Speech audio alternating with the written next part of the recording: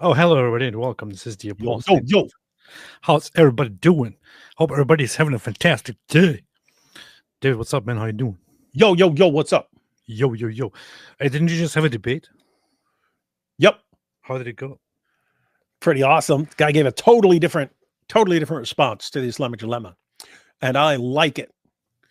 So he agreed that the Quran does affirm the inspiration, the preservation, and the authority of the Torah and the gospel. He just said, we don't have them. We have no record of them existing outside of the Hadith. So the Torah is revealed to Moses around 1400 BC. We have no copy of it, not one manuscript of the real Torah, except for we know it existed in 7th century Medina. And same with the gospel, the Injil. It existed in 7th century Medina, but nowhere else that we have any record of. And so, luck of all lucks, the Torah and the only reliable, authoritative Torah and gospel existed in 7th century Medina, where they magically appeared and then disappeared right after Islam. And the only references we have to them are in the Hadith. And he said, by golly, prove to me that there weren't these phantom documents. Now, I wasn't watching, although I knew that we were going to have a debate, but I was distracted, and then Cameron Bertuzzi, actually Capturing Christianity, sent me a message and said, "Hey, are you watching?" I was like, "Watching what?" Oh, so I tuned in, and you were in the cross-examination section, and I heard some of the responses that he gave to your questions, and I thought, this is really, really, really bad. This is really horrible. Absolutely. It is horrible. Absolutely horrible arguments. Absolutely horrible reasoning. And then the last question during that section was, since he was claiming that there is some Injil or some New Testament that is completely different from the New Testament that you have, you asked him if he has a manuscript for that, and he said yes. And then, so what is it? I said, the Hadith. Yeah, he thinks the Hadith is a manuscript of the gospel given to Jesus by Allah. What? At that point, I had to turn it off. And his fans are loving him for it, and I'm loving him for giving this alternative response to the Islamic dilemma. It's seriously interesting, because the overwhelming majority of Dawah guys, when you bring up the Islamic dilemma, they just reinterpret every Quran verse you bring up. He's not. He's acknowledging, yes, these verses are obviously affirming the inspiration, the preservation, and the authority of the Torah and the gospel, but it doesn't line up with them. Therefore, it must not be the Torah and the gospel you have, and they must be completely unknown sources that we have no access to. I have to say, compared to this guy, Dee's response seemed a little bit more reasonable in his argumentations. But who did Dee's response debate on this? What? Not on this topic. I mean, when he debated something else with me. After I heard that response from what's his name, John Fontaine. After I heard that response from John Fontaine, I had to turn it off. I'm sorry, I couldn't watch the rest. Yeah, I didn't notice until after our debate, when I posted the link. Twitter autocorrects John Fontaine to John Fontana. So I actually say I'm debating John Fontana. If it's autocorrected, is there some John Fontana that I don't know about? John Fontana. Searching for John Fontana. Oh, John Fontana. An actor. No, that's a special effects guy. He would not be famous. Let's watch it. You watch it. You better watch it. John Fontaine thinking was completely backward. It was so stupid. It was incredibly stupid. I actually did hear one of his first questions during the cross-examination. Then I thought, okay, I can't do this anymore. So what's seriously interesting is if you have these two approaches, each side is granting a piece, one of two pieces of the Islamic dilemma, and they're both agreeing with one and rejecting the other. Most Muslims agree that the Quran is referring to the scriptures of the Jews and Christians that they had, and that it's more than just Medina. That it's talking about the Torah and it's talking about the gospel, but they reinterpret all the Quran passages that that are about these texts being preserved and still authoritative. So they reject all of those and they reinterpret them. What Allah really means when he says, don't just believe in parts of your book, you have to believe in all of it. He's really saying you have to believe in parts and not all of it. It's like, so what they do is they just say Allah means the opposite of what he says over and over and over again. So yeah, those Muslims, they agree. Yes, it is talking about the Jewish and Christian scriptures that Jews and Christians have, but it's not affirming their perfect preservation or divine authority or anything like that. So they have to reinterpret all these verses. Whereas he's saying, yes, the Quran verses are clear. The Quran is affirming inspiration, preservation, authority. It's just not those scriptures. It's phantom scriptures that no one has access to. And so Allah's main arguments in the Quran just went bye-bye.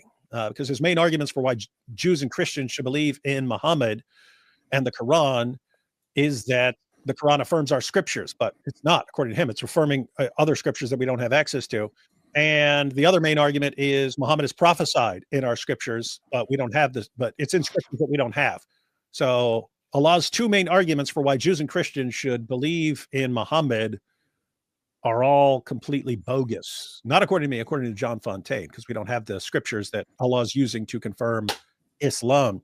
So anyway, the point is, you put those together, John Fontaine agrees, these texts are obvious, the Quran is obviously affirming inspiration, preservation, authority, and you take the other side, yes, it's obviously talking about the Jewish and Christian scriptures, you put those together, boom, Islamic dilemma. They're both granting half of it. Yeah. Hey, I'm kind of creating a new song. What do you think about it? It's a beautiful song explaining why Islam is true from a Muslim perspective, specifically from the perspective of Muhammad. What do you think about the lyrics, David? Wait, let me play this.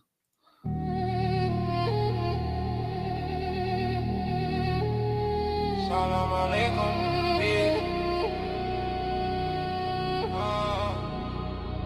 yes, jeez.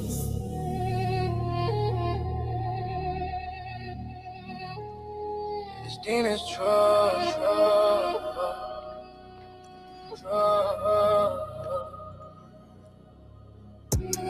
If it's gonna go round, big, gotta be right. Oh, mumble rap. Later, I don't like. Moon split. I saw it with my sight. Arabia knew I wanna fight. Hey. Bible said me big in a black and white.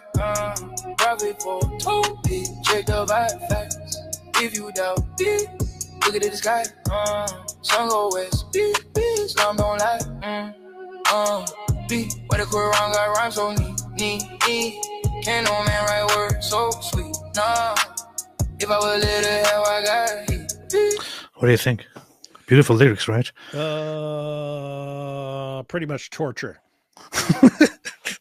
Like the Quran. I thought it sounded better than the Quran, so I thought it might be, I think it's better than the Quran. It sounds better than the Quran at least, right? Would you say this? It sounds better than the Quran, but it's still terrible. Good. Thank you. So anyway, this song is called Islam True. And I'm currently working on this beautiful song. As you could tell, there were some really fantastic arguments in there, as you have just heard. Very, very fantastic stuff. All right. Mark H. said, David, how did he affirm the preservation of the Torah and the gospel? The whole debate, I kept thinking, I must be misunderstanding his argument. Yeah, he was, but he's just saying we don't have them anymore. We have no record of them even existing outside the Muslim sources. But yep, revealed to Moses, we don't have a single manuscript of it anywhere, but it was somehow magically in 7th century Arabia. Specifically Medina, and same thing with the gospel. It's just extreme luck that both books happen to be in Medina in the 7th century. Sadly, they disappeared right after it, but they miraculously appeared and then miraculously disappeared. Fantastic. Love you guys, says Sonora Camel. Thank you for all you do. I hope to attend a workshop in Arizona and may meet y'all the next time. Make it out west. Much love. Fantastic. Do that. Inshallah. Did you see Mike Winger's video response to the people who are trying to intimidate the witnesses and even him for his new video? He is real tough now, says Shake Sponge. Mike Winger made a video. What is About what? What about? Intimidate the witnesses. What's he exposing someone again? I think it's about the Charlie Kirk thing or something. Let me see. Let me see. My message to the goons and a request for your help. Huh. Interesting. To the goons. I have a quick update about the Predator of Panama, and I have a favor to ask of you guys, my Christian brothers and sisters. So the update is this. Steve Coco, who I exposed in a video that I uploaded just a couple days ago, his goons are at it again. Who's Coco? I have No idea. I never have any clue who Mike Winger is responding to. He'll be like, "This is a much needed response to Rippleton Hallbanks III." And I'm like, "Who?" Everything. Ida Rogozin says they were stolen by the men of El Zut. That's what happened to the books. The El Zut got them. The El Zut stole the books. They stole the manuscripts. That's why they don't exist anymore. Cocoa beans. What's up? Den Can. So Den Can said some dirtbag running a ministry abused a few women, and Mikey's over the target. So I guess that's the background. Oh, that's cool. That's interesting. That's cool. Yeah. Let's see, man. Let's see. David, did you have you heard of this guy Netanyahu? Yeah, I didn't. There's been a bunch of stuff happening at the UN. I've seen tweets about it. I haven't seen anything from it. I saw that a bunch of people walked out on Netanyahu speaking. That's all I know about it. Yeah, he was giving a speech at the Unga Bunga, which stands for United Nations General Assembly. So, and there was, of course, this very mature act of people waiting until he goes on stage and then walking out together, which was to show that they are grown-up people who are representing countries in diplomatic relations.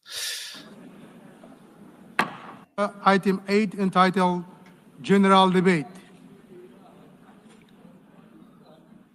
What you talking about, man? The Assembly will hear an address by His Excellency Benjamin Netanyahu, Prime Minister of the State of Israel.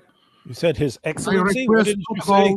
to Supreme expose His genocider. Excellency and invite him to address the Assembly.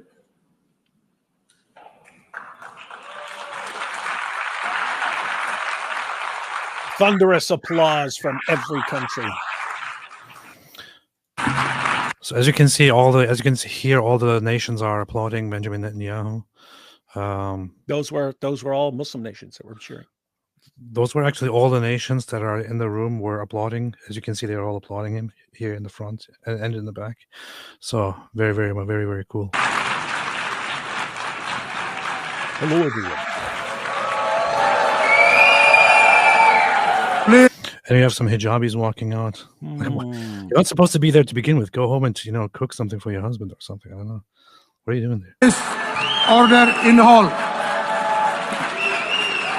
Please, order in the hall. I think that's what Al-Zut said to Muhammad. Order in the hole. Well, Please, order in the hall. Please order in the hall. Please order in the hall. Order in the hole, Muhammad. Please, order in the hall. Can you imagine? Like this is you have people representing entire nations, people representing nations, people there to represent nations in a diplomatic environment, in order to engage in in I don't know, diplomatic relationships and debating, disagreeing, agreeing, and so on.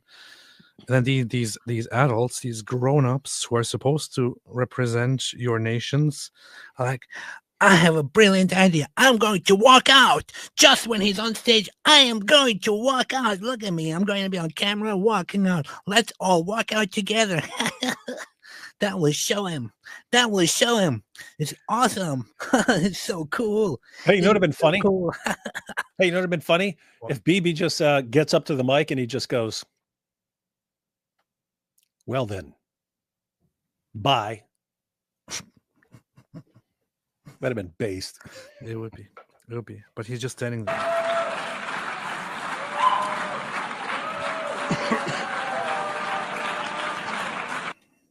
Here's some guy says, Ali Reza says, of course, Ali Reza, what a noob this AP. True. You don't even know what a noob is. Like, why do you come here and try to use first world language, man? Yeah, you have to be a noob at something. What are you a noob at? I have no idea.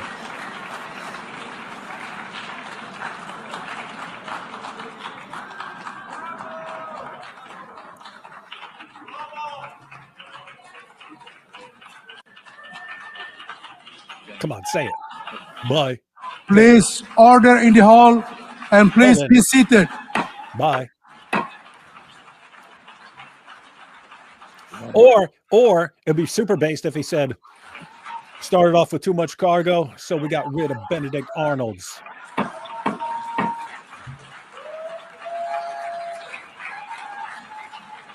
Please order in the hall.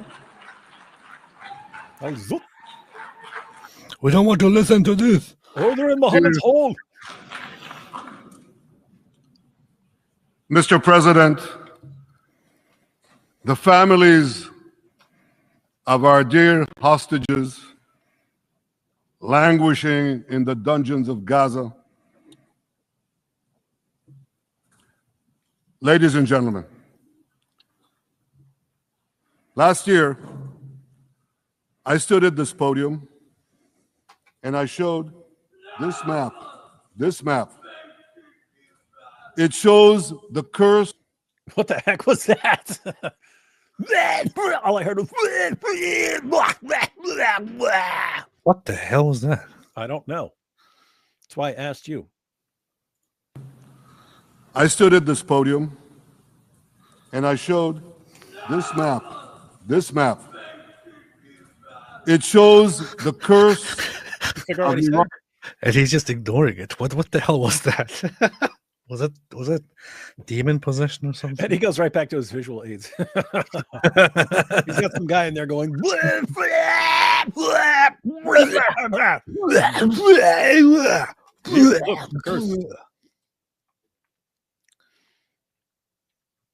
Somebody said,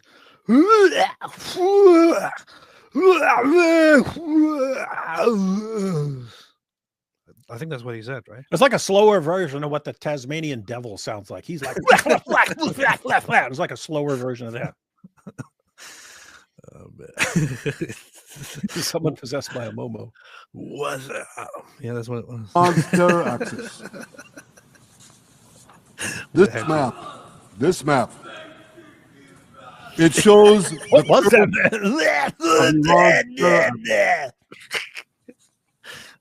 This axis threatened the peace of the entire world.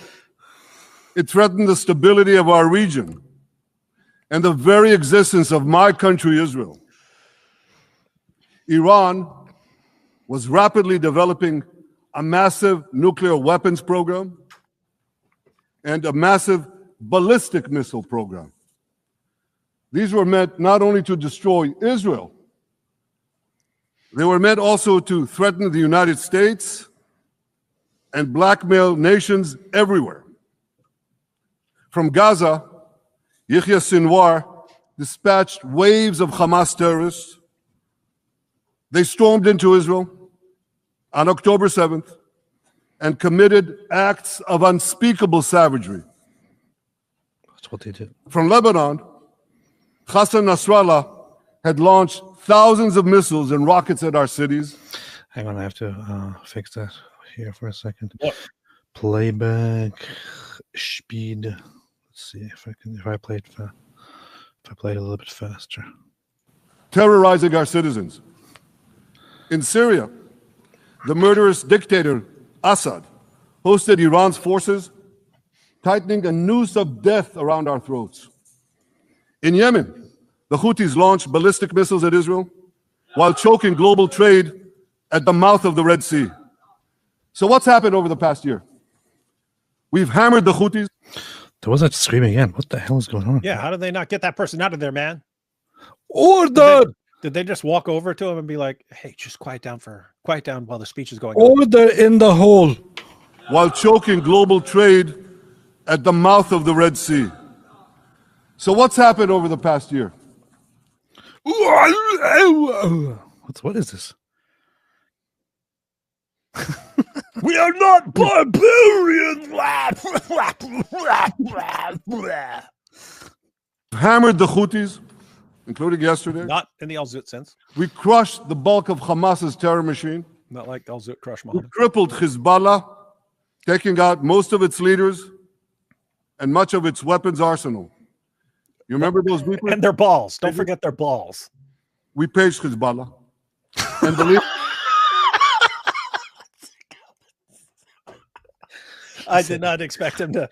I did not expect, dude. That should be clipped, man. He said we paged Hezbollah. That should be its own clip on Twitter. He said we paged Hezbollah. We paged him. most of its leaders Wait a minute. You gotta play and that much again, of man. its weapons arsenal. You remember those beepers? The pagers? We paged Hezbollah. And believe me, they got the message. And thousands- Oh boy, man! I did not expect him to. He's actually joking about the beepers, man. That's We paged him. they got the best. They got the message. For anyone who has missed all the news, they blew off the testicles of tons of Hezbollah jihadis. All the Hezbollah jihadis are like, cell phones can be traced. We need something that can't be traced. Let's put in a big order for beepers from the 1980s. Oh, very good idea. And then they're like, yes, let's buy them. And Israel loaded them up with little bits of C4. And then these guys all had their little beepers. I mean, there's little beepers. Probably came with a little instruction book that said, attach this to the front. Attach this to the front. Right on your belt level. And blew off all their testicles. And they were terrorists. And everyone moaned and wailed, oh, how dare you blow off the testicles of a bunch of jihadis who've vowed to exterminate you. Shame on you.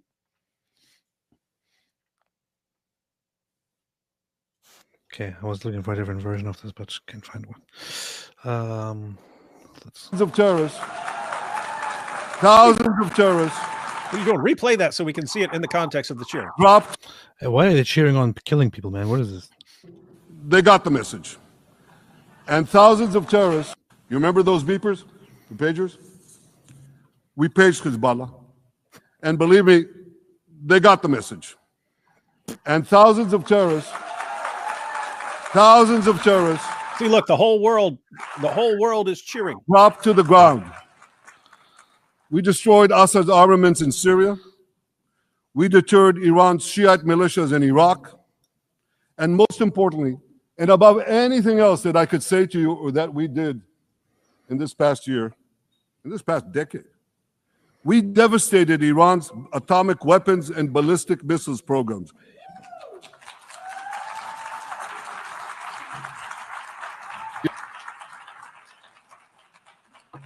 So here's where things stand today.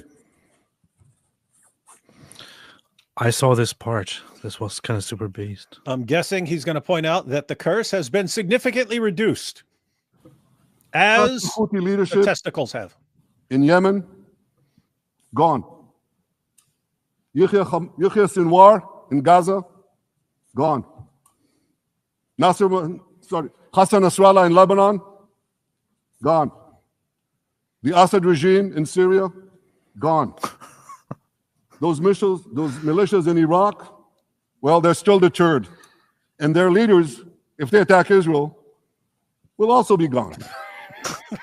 And for Iran, I seriously expected him to come out and because you got a ton of people nonstop complaining about him come out and be super nice instead.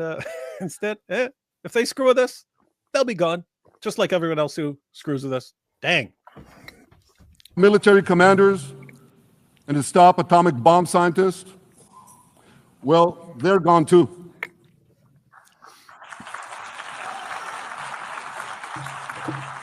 Dude ain't playing around, man.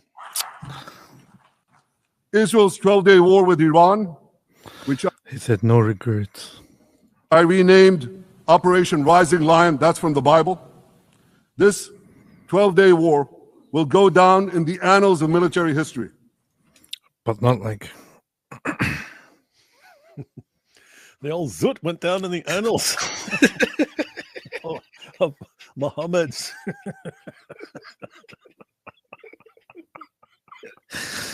Oh boy. be serious, man. We're watching a serious speech here. Oh yeah, come on. We're trying to watch a serious speech, and you're just making out Zut jokes, man. Wait a minute. Can I scan this QR code here? Let's see what happens. What QR code? There's a QR code on his thing. Can I scan it from here? I can't. You got to zoom way in, man. Oh. If I zoom way in, nope, it doesn't work. Not good enough. You can probably find a picture of them that Name- close up, and then you can scan that. Operation Let's see now. Rising. I think I just That's from the Bible. I think I just got it. Nope. Did But you I say found some- Operation Rising Lion is from the Bible? Yes.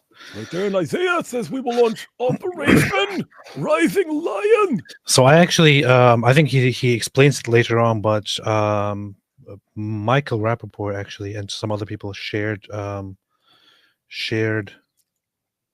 Hold up. watch the Michael QR code. Rappaport, the actor?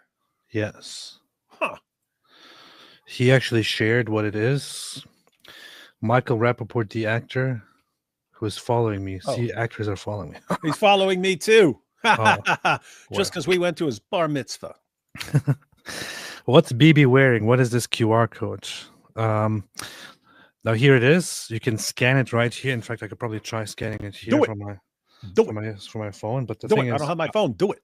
I know where it leads, but I don't want to put it on the screen because what it leads to is the website Saturday-October-7.com,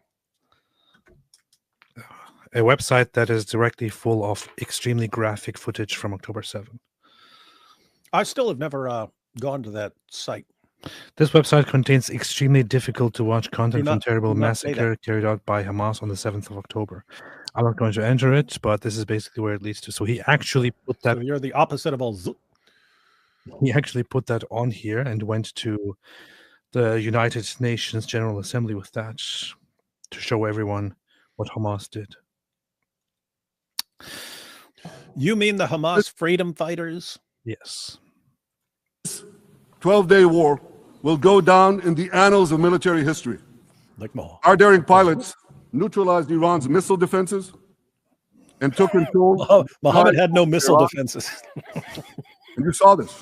Israeli fighter pilots and American B-2 pilots bombed Iran's nuclear enrichment sites. I want to thank President Trump for his bold and decisive action. If they're sending us the new Zut missiles. President Trump and I promised to prevent Iran from Hey, what is this? What is with this thing, man? What is with the United Nations? Look at these chairs. I notice this every time. The chairs are terrible. Yeah, they're all Like, crap. I've noticed that. Like, wouldn't you expect this to be like super advanced and nice? And especially when you look at close up, everything looks like something from an old stadium that hasn't been refurbished in 40 years. and they have these stupid carpet things, stairs that I don't even want to It's think like they have about. a garbage building, man, a total garbage building. The United Nations. Yeah. And it looks like, if you were in like a high school auditorium, you'd be like, man, fix your stuff, man. This is crap. This is the United Nations. Yeah. developing nuclear weapons, and we delivered on that promise.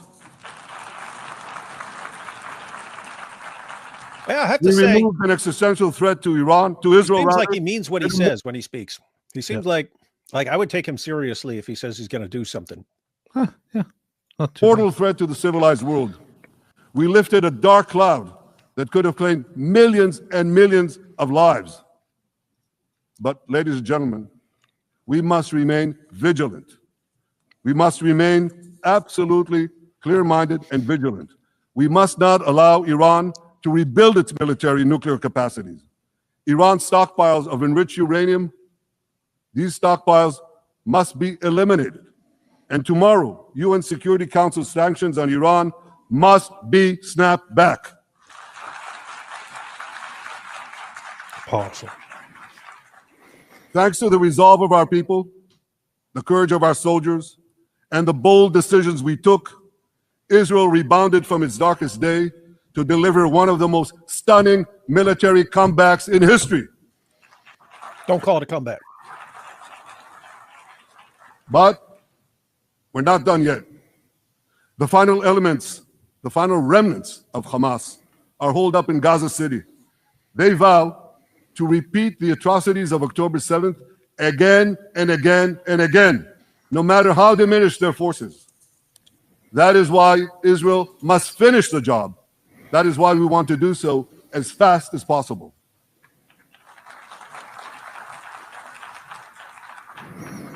Powerful. Ladies and gentlemen, much of the world no longer remembers October 7th. But we remember. Israel remembers October 7th. On that day, well, I'll tell you, you can remember October 7th too.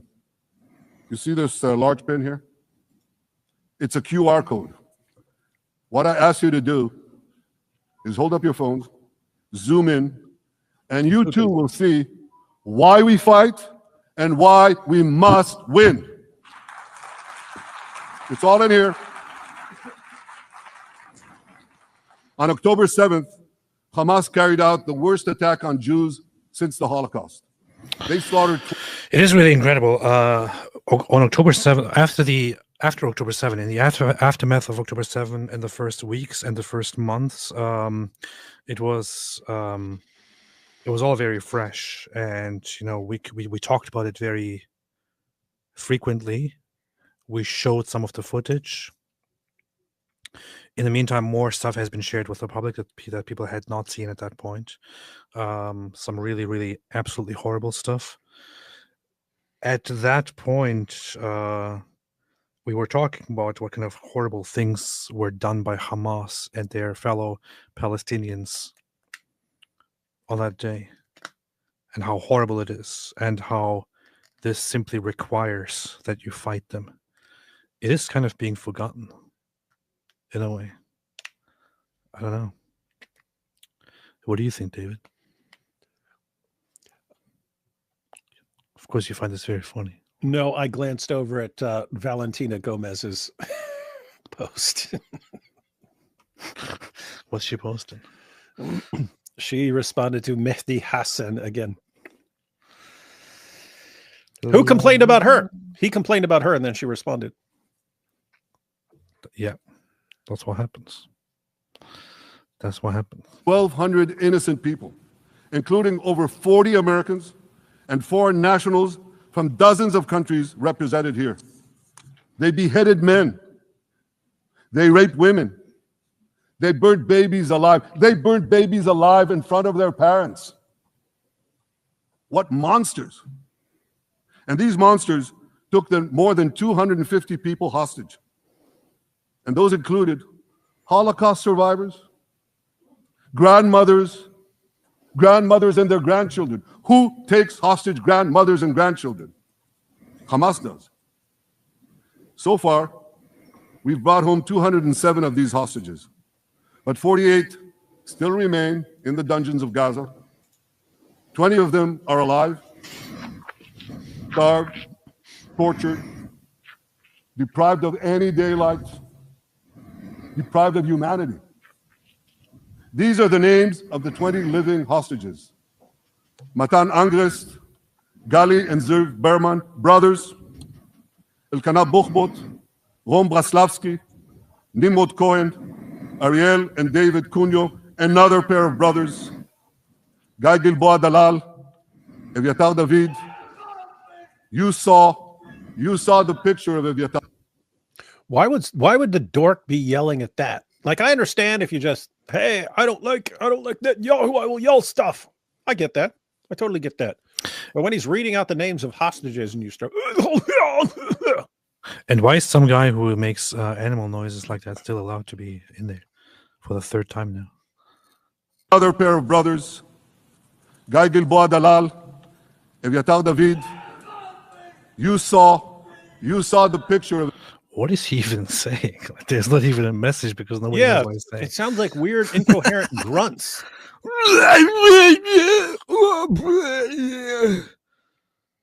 Okay. Good point. Thank you.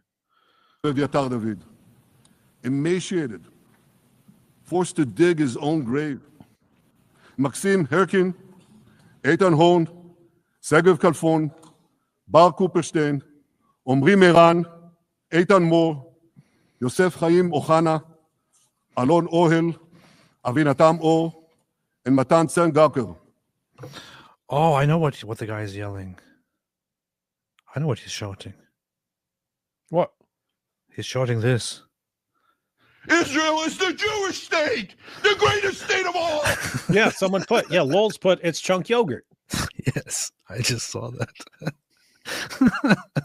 Chunk, hey, who let chunk yogurt into the United Nations, man? Hey, maybe he's the representative of Turkey. Maybe. Now, ladies and gentlemen, I want to do something I've never done before. I want to speak from this forum directly to those hostages through loudspeakers.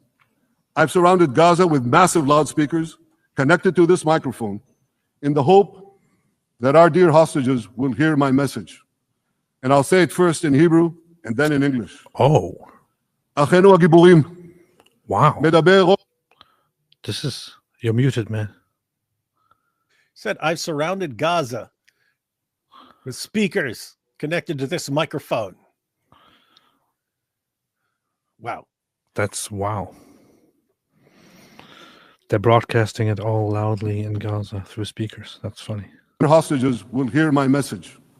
And I'll say it first in Hebrew and then in English. Achenu hagiburim. מדבר ראש הממשלה בנימין נתניהו. אני פונה עליכם מעל בימת האו"ם. לא שכחנו אתכם, אפילו לא לשנייה. העם כולו איתכם, ואנחנו לא נשקוט ולא נרפה עד שנחזיר את כולכם הביתה. החיים והחללים כאחד.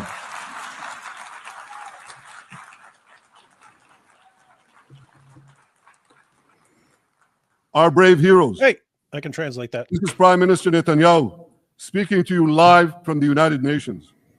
We have not forgotten you, not even for a second. The people of Israel are with you. We will not falter and we will not rest until we bring all of you home.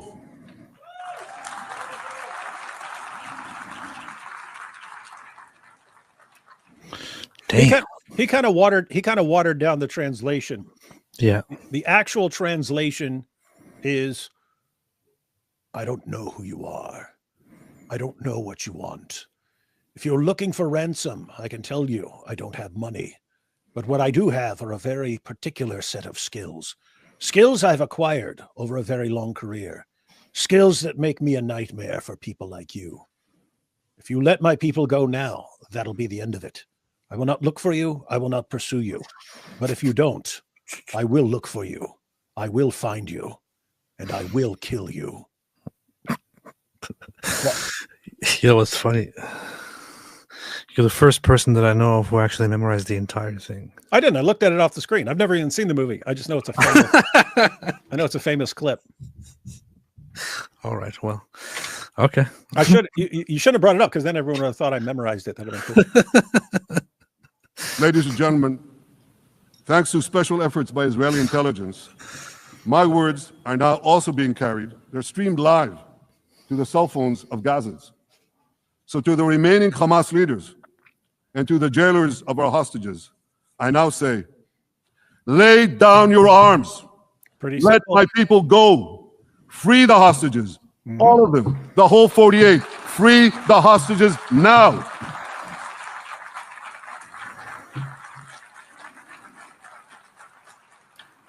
Because If you do, you will live. If you don't, Israel will hunt you down. Ladies and gentlemen, We'll find you. if Hamas agrees to our demands, he should have stopped there for a little bit. I feel like that was a good warning. That was a good warning. the war could end right now. Gaza would be demilitarized. Israel would retain overriding security control, and a peaceful civilian authority would be established by Gazans and others committed to peace with Israel. Yeah, so This why is- doesn't it happen? Everyone says that's what needs to happen, and it's like, okay, he said he'll do it. He said he'll do it. This is the funny thing. When I bring up and say that this could literally end right now, the so-called genocide could literally end right now by Hamas laying down their weapons and surrendering and being demilitarized, and people are like, no, why would they accept that? you know what Israel would do. We know what Israel was doing before this war. Gaza was having a population explosion, not in the way that they were being bombed to bits, but rather that their population was growing massively, as it probably still is. They started this ridiculous war, which they could now call a genocide. They could finish it any second. It is completely their choice. So, from the beginning until now, and also from here on, I want to say personally, for my part, I could not care less about the suffering or whatever is happening over there. It is their choice, their leadership, in agreement with their population. I do not care. They are choosing to do this. They're choosing to be fought. They're choosing to be humiliated, and they're choosing to be killed. Of course, you understand that the war in Gaza has affected every Israeli. But I'm sure there are people in New York or in London or in Melbourne and elsewhere who are probably thinking, what does all of this have to do with me? And the answer is everything. Because our enemies are your enemies. So let's do something else. So first at the UN, let's do a pop. Daniel Rhodes says, Ridwan, please don't resort to indifference. I'm not resorting to indifference. I feel very strongly about the safety and the peace and all that. I just don't care about those who choose to go to war and to die. Quiz. And raise your hand if you know the answer. Here's the first question. Jewett White said, AP, you're disgusting trash. Well, so is your mom. So here we are. Whoa. Who shouts death to America? Is it A, Iran, He B, put up a Hamas, pop quiz. C, Hezbollah, D, the Houthis, or E, all of the above? Well, I know this. I know this one. I think it's E.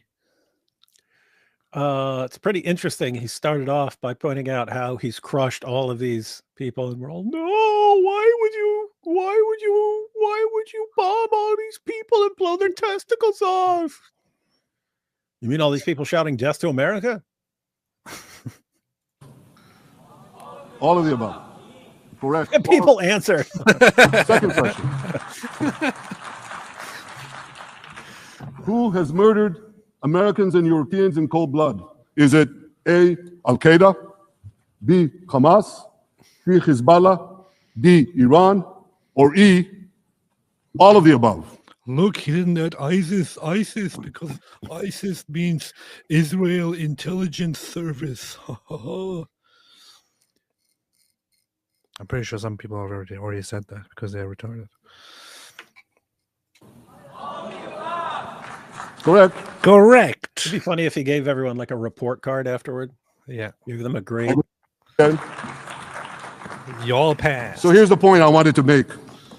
Our enemies hate all of us with equal venom. They want to drag the modern world back to the past, a Not dark age equal. of violence, fanaticism, and terror. You know what's funny? He said which of these showed death to America, and then which of these killed Americans and Europeans in cold blood. It's kind of funny because, as it seems here, and I personally have no problem with it at all, but as it seems here, he's just addressing Americans and Europeans at the United Nations. He doesn't even care about the others anymore. He should have been like, he should have been like, who shouts death to America? Iran? And then gone down the list, and then all the people who just walked out of me, all those nations, F all the above. That'd be nice. I think many of you are already feeling in your own societies the radical Islamist surge. You know, I'm sure you do. You know deep down that Israel is fighting your fight. So I want to tell you a secret. Behind closed doors, many of the leaders who publicly condemn us privately thank us. Oh, They hey, tell pause me it. how much they value Israel's supreme. Dude, that's actually important. What he just said, I have been there. What he just said. Hey, the people that are like condemning us behind the scenes, some of them are like, wow, we thank you for doing this crap work that no one wants to do. We have the same experience. I've heard that for years from various apologists and stuff who, oh yeah, David, oh gosh, David Wood, yeah, he's a little too hard. Thank you, David. Thank you for taking on this stuff. Thank you. I can't support you publicly, man, but just know we're totally on the same page. Yeah. The funny thing is, it goes even further. I've had Muslims, and of course, I have so far never mentioned their names, but there are Muslims, some even with huge accounts, who publicly condemn us and call us kafir and enemy of Islam, but privately say, "Hey, thank you for doing this, thank you for doing that, thank you for doing this," and all that. So, in the past, I would think that if somebody says something like this, it's just strategy; they're just bluffing. But we have seen that as well, So that is completely believable. Intelligence services that have prevented time and again terrorist attacks in their capitals, time and again saving countless lives. General George Keegan, former head of U.S. Air Force intelligence, once said, if the United States had to gather on its own the intelligence that Israel gives us, we would have to establish 5 CIAs. 5 CIAs. This past June, when Israel struck Iran's nuclear facilities, German Chancellor Merz admitted the truth. He said, Israel is doing the dirty work for all of us. Yes, that's what he said. President Trump understands better than any other leader that Israel and America face a common threat.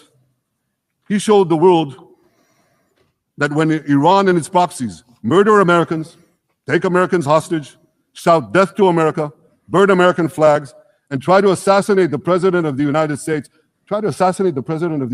not once, but twice. He showed them there is a price to pay for all that.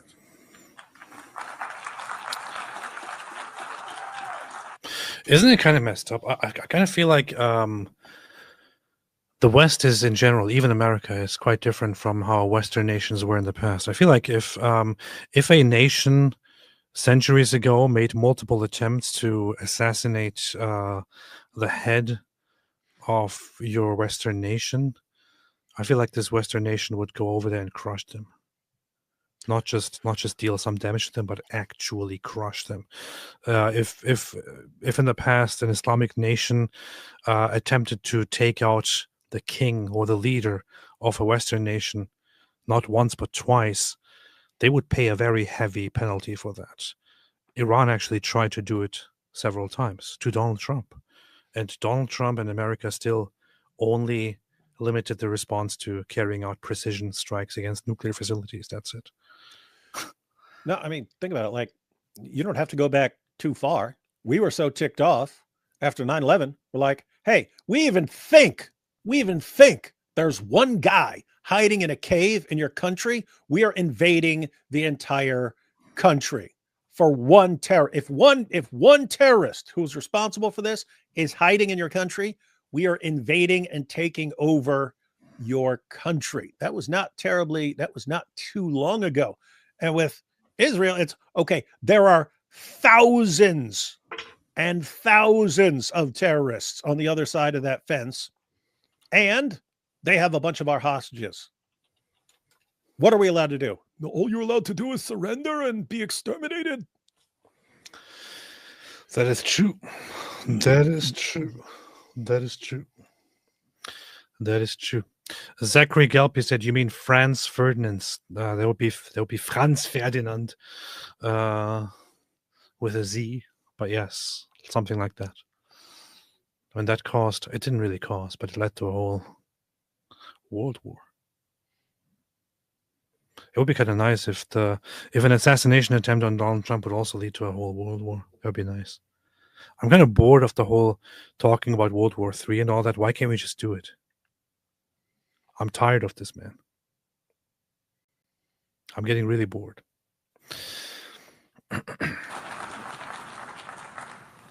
But regrettably, many leaders who are represented in this hall, they send a very different message.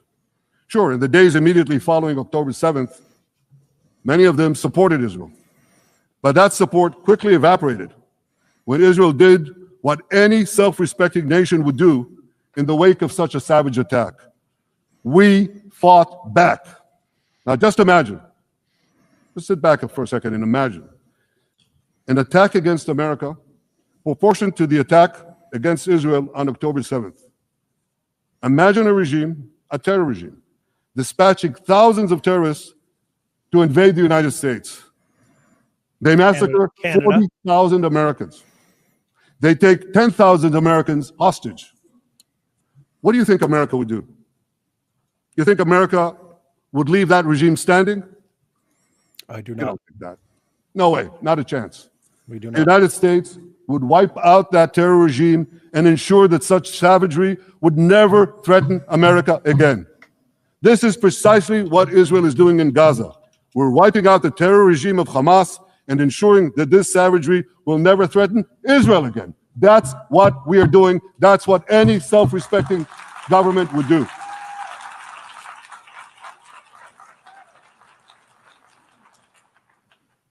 Yet, and it's a yet that I'm sorry to say here. Yet over That is the funny thing. People were protesting when America first invaded Iraq and then invaded Afghanistan. But it was never this bad, right? It was never as bad as it is with Israel. It's just different. When it's Israel, there's something different about it. Israel is not even waging the worst war that is currently happening. There are worse wars happening right now. Newsflash to all those who think, "Oh no, this is the worst thing ever." There's another war that is going on that is significantly worse than Israel's war right now. There are no major, huge protests. There are no attempts to take down that whole country at this moment. The entire focus is on Israel, which is why those other countries that are waging much more brutal wars can keep waging their wars. time, Yeah. many world leaders. What? I just want to point it out. So I just looked up one of the other recent wars. The United Nations Human Rights Office estimates over 306,000 civilians have been killed in the conflict in Syria as of March 2021, so years ago. So you're talking 300,000 civilians were killed. Did you see anywhere near this level of hostility towards anyone who's involved in that? Near this level, no. None. I don't even know what to say. They also allowed a massive wave of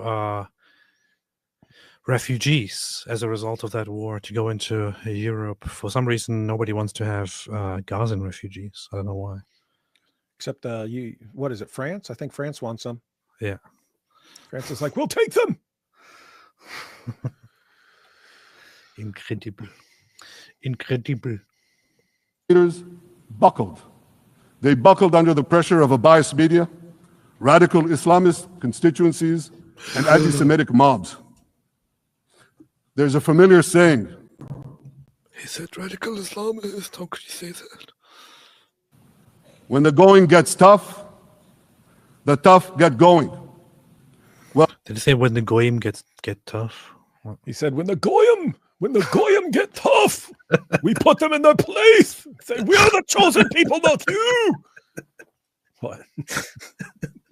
When the goyim get tough, that'll be funny. Hey, oh yeah, it would have a different meaning. When the goyim get tough, the tough get goyim. Right? Dude, we should start that. We should start that line. I mean, don't give the lunatic. That's gonna Groiper's gonna steal that, man. I guarantee you, there's like 50 Groipers in the chat right now. They're all running back. Oh, I'm stealing that. Tomorrow, Nick Flynn is gonna be like, when the going get tough, the tough. Yeah, because that's what Netanyahu. He said right here, when the going get tough, and the tough get going. Benjamin Netanyahu. He gave the message right there in his UN speech. It was right there. When the going get tough, the tough get going. There's a familiar saying. When the going gets tough, the tough get going. Well, for many countries here, when the going got tough, you caved. Ouch. And here's the shameful result, dude, of that collapse. Dude. When he started off with the line, I was like, come on, man. You're usually like really witty and stuff. Why are you going with some worn out line that we've all heard 10,000 times? And then he flipped it, man. He flipped it. You caved. Yeah. For much of the past 2 years. For many of the people in this room, when the goyim got tough, you ran like sniveling little cowards. Yes. Israel has had to fight a 7-front war against barbarism with many of your nations opposing us. Astoundingly, as we fight the terrorists who murdered many of your citizens, you are fighting us. You condemn us, you embargo us, and you wage political and legal warfare, it's called lawfare, against us. That's true. They do that. I say to the representatives of those nations, this is not an indictment of Israel. It's an indictment of you. I don't know. It could have been better. I was expecting him to go against us. I say to the representatives of those nations. I was expecting him to go. I say to the representatives of those nations, go F yourselves. Could have been better, you know. Okay, this is all right too. This is not an indictment of Israel. It's an indictment of you. It's an indictment of weak-kneed leaders who appease evil rather than support a nation whose brave soldiers guard you from the barbarians at the gate. They're already penetrating your gates. Not like the Al-Zut penetrated Muhammad's gate. When will you learn? You can't appease your way out of jihad. And you won't escape the Islamist storm by sacrificing Israel. Dang, now you're talking, buddy. Now you're talking. Robert Spencer would love this, man. When will you learn? You can't appease your way out of jihad, and you won't escape the Islamist storm by sacrificing Israel. To overcome that storm, you have to stand with Israel. But that's not what you're doing. As the prophets of Israel for... You know what I absolutely love? I don't even care how many people are against this right now. It's funny because it has become really, really, really, really unpopular to be on the side of Israel in all of this. And I see people in the chat, like some people in the chat are like, oh, can't believe you support this. Everybody else says the truth. This is the devil. I'm sorry, especially right now. right now, especially more so even than a year ago or two, I feel very supportive of Israel. Simply, and this whole thing that is going on, this whole trend that is going on of the increasing hate and the opposition to Israel as a result of this war, simply makes me want to support Israel even more. And this is not a reaction. It's not a reaction because I feel like, oh, these people are hating it, and I like to react to that with the opposite of what people say. No, it's because I see that Israel is doing the right thing from the beginning. From the very beginning, they're fighting back. They're playing the Middle Eastern way, actually. Israel is playing the Middle Eastern way. Israel is actually being tough in response to the terrorists who want everybody else to simply bow down and cave to them.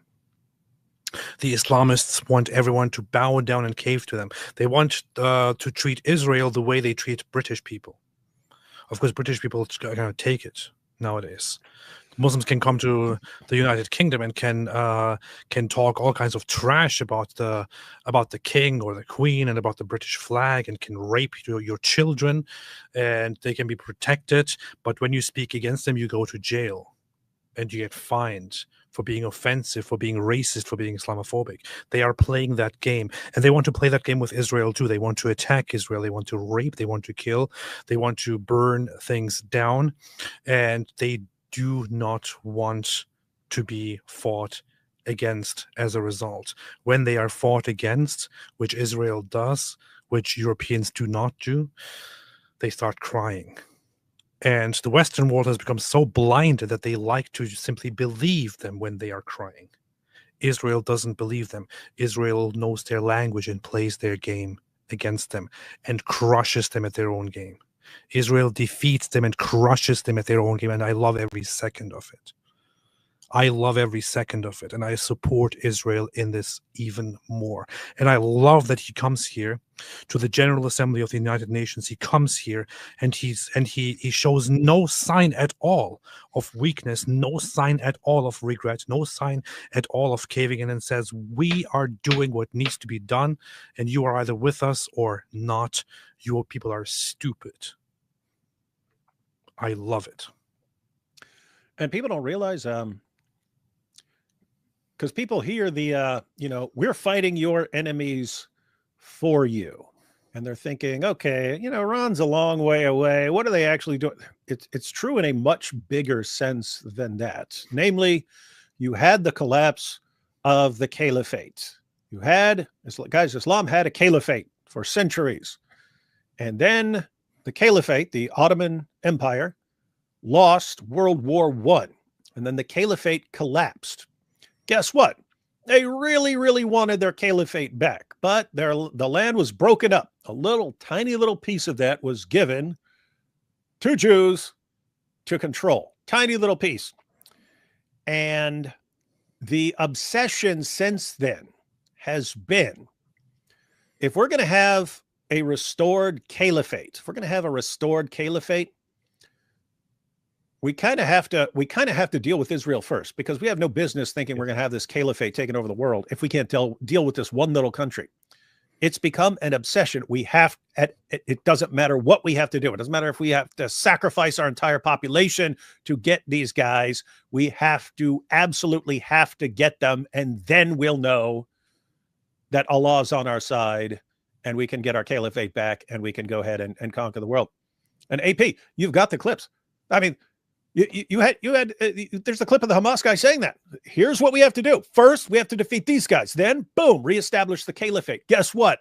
That would happen. That would 100% happen.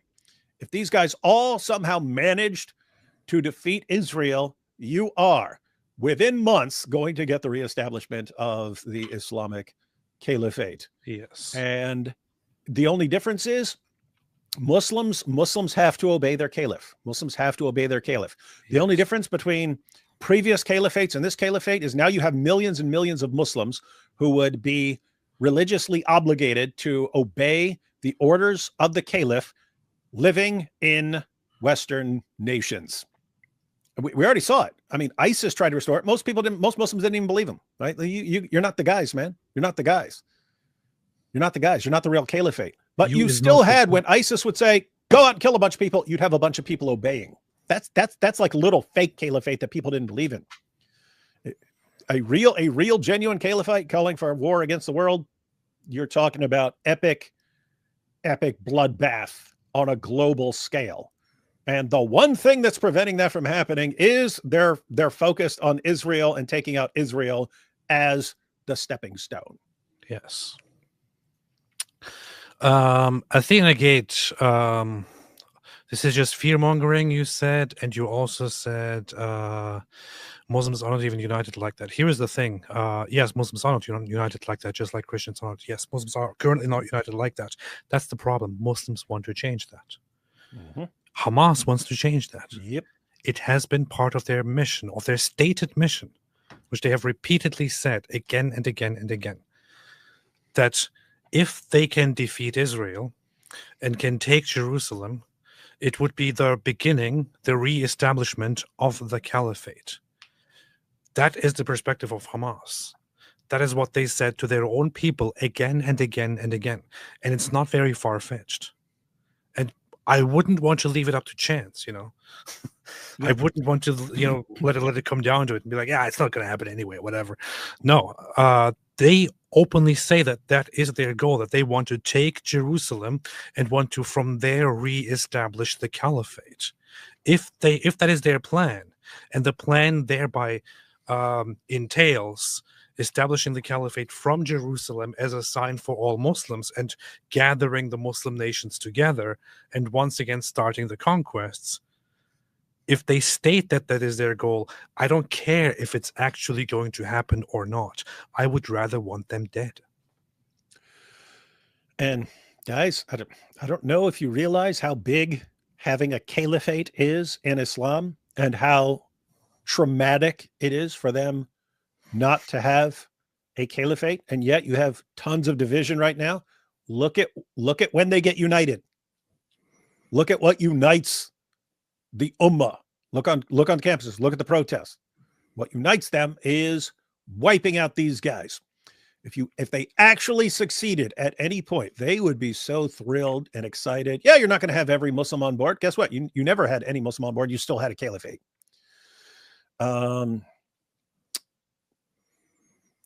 Don't know what it would take for you. Like, AP, they seriously don't get how much these guys want a caliphate. Guys, Islam is supposed to conquer the entire world until all religion is for Allah. They cannot do that without the caliph and the caliphate. Yes. So they view themselves as dramatic failures until they can do that. You don't think they're going to come out? You don't think they're going to come up with a way of getting it done? Yes. Yes. Alhamdulillah. Told in the Bible, you've turned good into evil, and you won't escape the Islamist storm by sacrificing Israel. To overcome that storm, you have to stand with Israel. But that's not what you're doing. As the prophets of Israel foretold in the Bible, you've turned good into evil and evil into good. Now I want to drill down on this. Take a false charge of genocide. Israel is accused of deliberately targeting civilians. Ladies and gentlemen, the opposite is true. The head of urban warfare studies, Colonel John Spencer, he's perhaps the world's greatest expert on urban warfare. And he says, Israel is applying more measures to minimize civilian casualties than any military in history. That's a real quote. A real quote. And because we're doing that, the ratio of non-combatant to combatant casualties is less than 2 to 1 in Gaza. That's an astoundingly low ratio, lower than NATO's wars in Afghanistan and Iraq, especially when you consider that Gaza is one of the most densely populated urban areas on Earth. It has hundreds of miles of terror tunnels underground, and it has countless terror towers above ground, and thousands of terrorists embedded in the tunnels and in these towers in civilian areas. If you want to see what measures Israel takes to avoid civilian casualties in this war, just look at what we're doing now in Gaza City, the last Hamas stronghold, one of the 2 last strongholds. For 3 weeks, Israel dropped millions of leaflets, sent millions of text messages Millions of leaflets. Those leaflets are generally, this area will be struck, evacuate this, take these safe zones, take these passages to these following safe zones to avoid being harmed in fights and strikes. Now, there are some people who come out and complain and say, but we have seen what happens, and they also die in those passages, in those safe passages, and in those safe zones. Yes, something might happen in the safe zones as well. Something might happen in those passageways as well. But the one thing that you should know is that the evacuation zone is where you will be definitely in danger. If you go anywhere else, you are not in the middle of the battle zone. You are not a target. If you go somewhere else, there's a significantly lower chance for you to be harmed and to die. That is the entire point. And Israel is actually actively doing that every single time that they start a new front inside Gaza. If they wanted to be genociding the entire population, they wouldn't be doing that. That costs a lot of money, and a lot of time. And made countless phone calls urging civilians to leave Gaza City before our military moves in. At the same time, Hamas implants itself in mosques, schools, hospitals, apartment buildings, and tries to force those civilians not to leave, to stay in harm's way. And it often threatens them at gunpoint if they try to do so. For Israel, every civilian casualty is a tragedy. For Hamas, it's a strategy. Hamas uses civilians as human shields and as props in its sick propaganda war in Israel, against Israel, a propaganda war that the Western media buys, hook, line, and... Think about this for a second here. Think about what he just said. Visualize it. Come with me here and visualize it. Everybody knows by now that Hamas uses civilian facilities to fight against Israel. Every single organization, every single humanitarian organization, even the United Nations, everybody admits this, everybody knows it. Nobody can possibly deny that at this point. Hamas also very clearly tells people not to listen to Israel's evacuation orders. So Hamas orders its own population to stay wherever they are and not at all listen to Israel's evacuation orders, not to leave their residences and all that. Now you have in your civilian building Hamas embedded, and they're fighting right there in your civilian building. You, however, want to take care of your family and want to pack your stuff, whatever you need for the next few days, and want to take your family to an evacuation zone. So you're on your way of leaving the building. The thing is, in your building, there are Hamas terrorists, Hamas fighters. Those Hamas fighters see you on your way out. How do you think this is going to go? This is why most of the people do not leave their civilian buildings. That's how things go in Gaza. And then they die. And then Israel is blamed. Sinker. Now, despite Hamas's threats, close to 700,000 Gazans, almost 750,000, have already heeded our calls and moved to safe zones. Now I want to ask you a simple question, a simple, logical question. Would a country committing genocide plead with the civilian population it is supposedly targeting to get out of harm's way? Would we tell them, get out, if we want to commit genocide? We're trying to get them out. And Hamas is trying to keep them in. And this charge is so baseless. The comparison to genocide, wholesale slaughter of populations. What, did the Nazis ask the Jews to leave, kindly leave, go out? Did others, you want me to name all the genocidal leaders of history? Just go one by one. Did anyone do this? Did they say, get out so we can come in? Of course not. You know what's funny? You can see it. You can see it in his demeanor that he's really sick of this, and he actually means it right now. Look at it. Just look at it again. Commit genocide? Plead with the civilian population it is supposedly targeting to get out of harm's way. Would we tell them, get out, if we want to commit genocide? We're trying to get them out. And Hamas is trying to keep them in. And this charge is so baseless. the comparison to genocide, wholesale slaughter of populations. What, did the Nazis ask the Jews to leave, kindly leave, go out? Did others, you want me to name all the genocidal leaders of history? Yes. Just go one by one. Did anyone do this? Did they say, get out so we can come in? Of course not.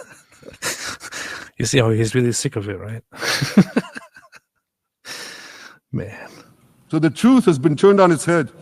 Hamas, a genocidal terrorist organization whose charter calls for the murder of all Jews on the planet. Fact. Fact. You know this is a fact, right? We know this is a fact. Yeah, and I've mentioned it before. Like, seriously. You have it right there in the charter, that they are working towards a day when they will carry out what Muhammad said in the Hadith and completely wipe out Jews. The only Jews who will be safe are the ones hiding behind the Garkid tree, because Garkid ain't no snitch, right? But then in the very next article, it lists death for the sake of Allah as their highest goal for themselves. And it's like, wait, we want our enemies dead? Our main goal is our enemies dead and ourselves dead. Yeah. We want our enemies dead and we want ourselves dead. Dead. Everybody dead. That is a death cult. We want everyone dead. We want all the people that Allah doesn't like, we want them dead. And then all the people Allah does like, we want them dead too. Dead. We want everybody dead. We don't like nobody. We don't want everybody dead. And you got people thinking, these are the good guys. So here is the Hamas Covenant. You can easily find it online. Hamas Charter, Hamas Covenant, 1988. The Covenant of the Islamic Resistance Movement. Islamic Resistance Movement is the translation of what Hamas is. Haraka al-Muqawwama al-Islamiyya, which is shortened as Hamas. In the name of the most merciful Allah, very merciful indeed. Article 7 says right here that their goal is, the Prophet, Allah bless him and grant him salvation, has said the day of judgment will not come about until Muslims fight the Jews and kill the Jews, when the Jew will hide behind stones and trees, and the stones and trees will say, "Oh Muslim, oh Abdullah, servant of Allah, there's a Jew behind me, come and kill him." Only the gargage tree, evidently a certain kind of tree, really would not do that, because it is one of the trees of the Jews. The gargage tree, evidently a certain kind of tree. So, I mean, this is like an Aruban sandwich, evidently a kind of sandwich. It's like, okay. Yeah, it's in the name. which, by the way, is some kind of tree, by the way. And the bedroom, evidently some kind of room. So it is directly in their charter that they want the eradication of the Jews. Next one, man. Next one. And then Article 8, the slogan of the Islamic Resistance Movement: Allah is its target. See, they even want Allah dead. The Quran, its constitution. They're targeting Jihad Allah. is its path, and death for the sake of Allah is the loftiest of its wishes. Death for the sake of Allah is the loftiest of its wishes. So what Hamas wants is they want all the disbelievers subjugated, they want all the Jews eradicated, and they want to die as well. Seems like a very good plan. What? Why would Israel want to take out these guys? We don't get it. They want to die, and when they're killed, they're like, "Oh, why is this happening? World, please help!" Yeah, to manipulate stupid people. Yeah. This genocidal organization is given a pass. It's barely mentioned. While Israel, which does everything it can to get civilians out of harm's way, Israel is put in the dock. What a joke. You want to hear another one? Israel is accused of deliberately starving the people of Gaza. He access. Do you want to hear another one? You want to hear another one? Huh? Come on. Where's the laugh track, everyone? Laugh track. Where's that? Come on. I'm rolling. I'm gonna have you rolling up here with all these jokes. When Israel is deliberately feeding the people of Gaza. AP. Since the beginning of the war. Well, you should take the clips where he's giving jokes, and you could include the beeper one, but add a laugh track to those clips and post it. I bet. Like if he said, "What a joke," Want to hear another one? And then just laughter in the background. I'm Yeah, telling we have quite some people watching here who like to make clips. So somebody please make it. Somebody please do it. take all the joke clips and add laugh tracks. Take the jokes that Benjamin Netanyahu told during this UN speech and add laugh tracks to them. Do it. Do it. Do it. Do it. Do it. Do it. Israel has let into Gaza more than 2 million tons of food and aid. 2 million. That's 1 ton of aid for every man, woman, and child in Gaza. Nearly 3,000 calories per person per day. Some starvation policy. If there are Gazans who don't have enough food, it's because Hamas is stealing it. He said some Hamas starvation steals it, policy. hoards it, and sells it at exorbitant prices to fight its war machine. Last month, even the UN, not exactly a supporter of Israel. You're supposed to laugh, by the way. Last month, not the biggest fan of the Jews. And the UN, not the biggest fan of the Jews. admitted that Hamas and other armed groups looted 85% of the trucks. That's why you have deprivation. Those who peddled the blood libels of genocide and starvation against Israel are no better than those who peddled blood libels against the Jews in the Middle Ages when they falsely accused us of poisoning wells, spreading plague, and using the blood of children to bake Passover matzahs. Hey, you know what would be awesome right now? This would be legend status. And speaking of Candace Owens, that would, I mean, come on, dude. Come on. You know, the funny thing is, when I first found out about where the blood libels actually come from, I thought, wow, man, people were really ridiculous back then. And then we come to this time, and then I see actual, real people in our time repeat those very blood libels that are very evidently complete nonsense. That Jews were actually walking around in the Middle Ages and kidnapping children and using their blood to bake Passover matzahs. Well, they're Frankists. What do you expect them to do, AP?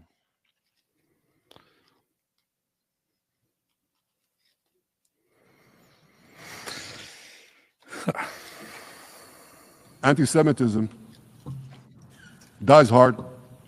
In fact, it doesn't die at all.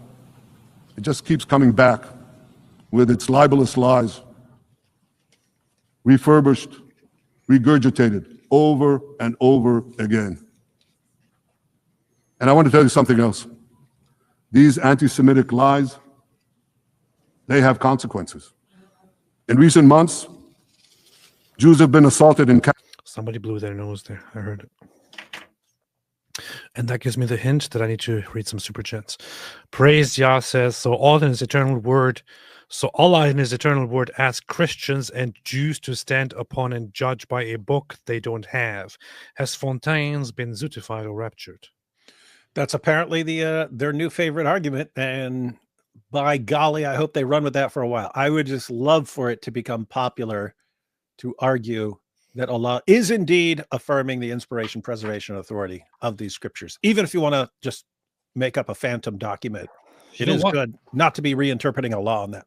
As I was listening to that debate, as I was listening to him answering your questions and you answering his questions, and I thought about how painful it was, I thought, you know, right now it's like the last thing that I want to do is to engage in debates with Muslims, especially with that kind of thinking, because their thinking is just so incredibly behind.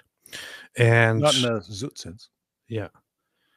Which also makes sense, because for all those who don't know, I was supposed to have a debate with Dee's response as a follow-up to our first debate, which was about whether Islam is true or not.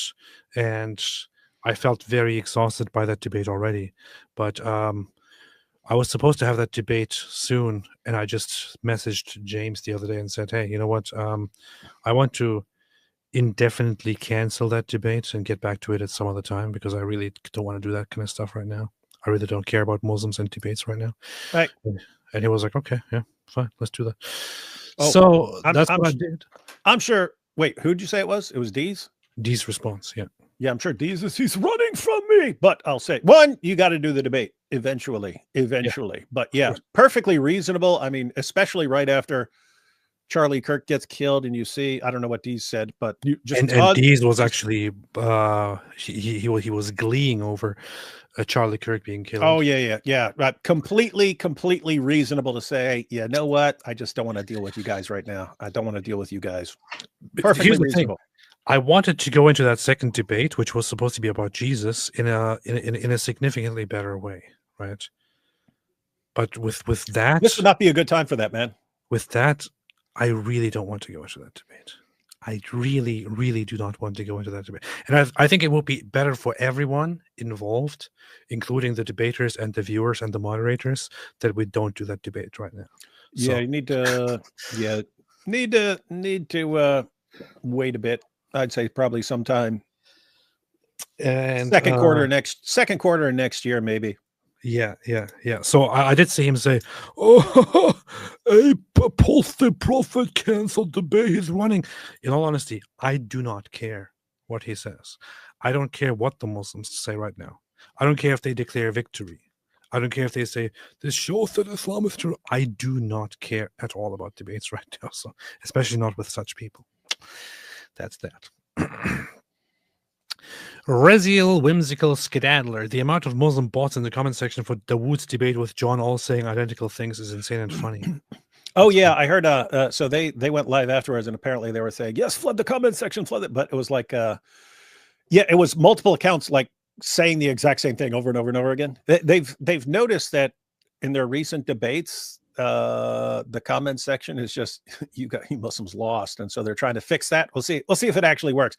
I'm totally fine if they can actually pull it off, because I would love it if they're like, "Oh, this must be a really good debate because we're cheering, so let's go ahead and spread this around."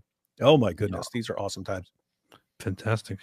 Drew Traver, how can we be more effective and organized than Muslims and leftists in affecting politics, laws, persecuted Christians, and minorities from Islam around the world and local? I don't have any advice for you. Well, there is some organization going on behind the scenes, but it's bad. But the bright side is that jihadis are going to keep pushing, and more people are going to get sick of it, and more people are going to catch on. The bright side of life. Lefty Dawa Troll. I'd get out and walk out too, so I can cry looking for the Al Zut gathering. Oh, hi guys. Rebecca, what's up, Rebecca? How you doing? Rebecca said Israel. Jingoistic Pig says Groypers believe Nick Fuentes is the son of Allah.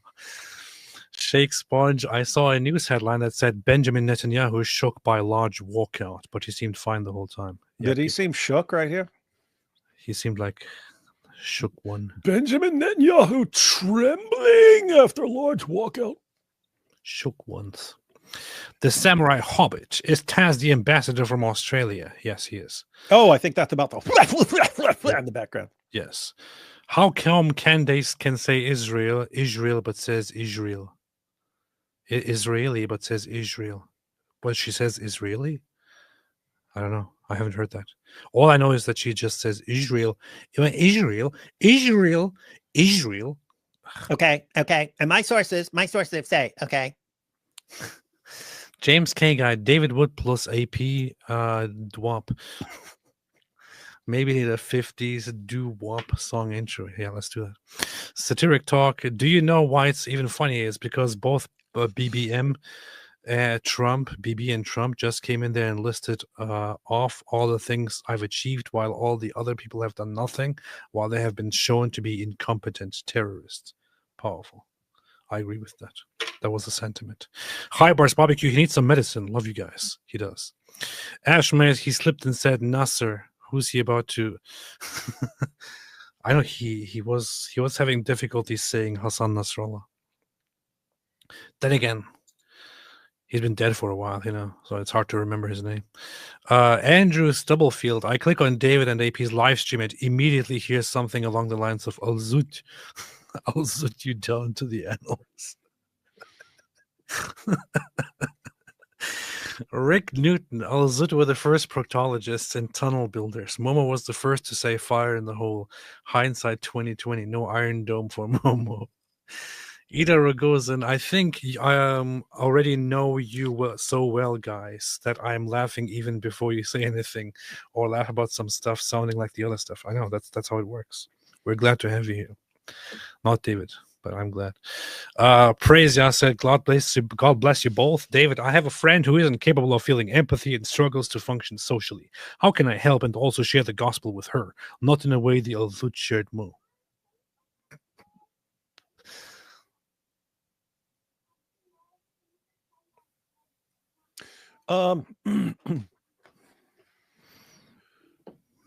With her. Okay, so it's a woman. We don't know that. I've said it before. Get a copy of Greg Kokel's Tactics. It's about just asking questions, not in the Candace Owens sense, but very, very helpful in those kinds of situations, as far as asking what the person believes and figuring out the person's reasons for believing and getting them to think about various things. That's it. That's all the advice you have. Well, I know very little about the situation, but I know that would definitely help.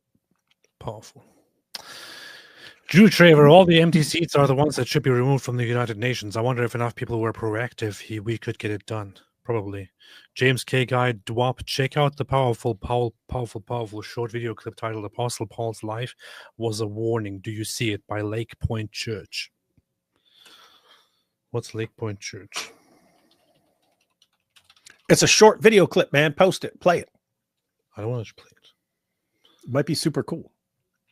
I don't want to play it. I want to check it out first before I play it. This is Dwap. The heretic purger became a member. Welcome to the cult. Eunuch Petsu, Ezekiel 25:17. I shall lay my vengeance upon them. Alhamdulillah. Eugene Haynes says, he's breaking it down Barney style for the smooth brains. That is true. Ashmaid's unanswer BB's quiz Tucker proof he controls the world. This is true. Jack Ray, thank you for taking on this stuff. Thank you. Zachary, you mean Franz Ferdinand. MT says, can you guys cover Sami Hamdi celebrating Tucker, Candace et al. Helping to usher in Islam in America? Who's Sami Hamdi?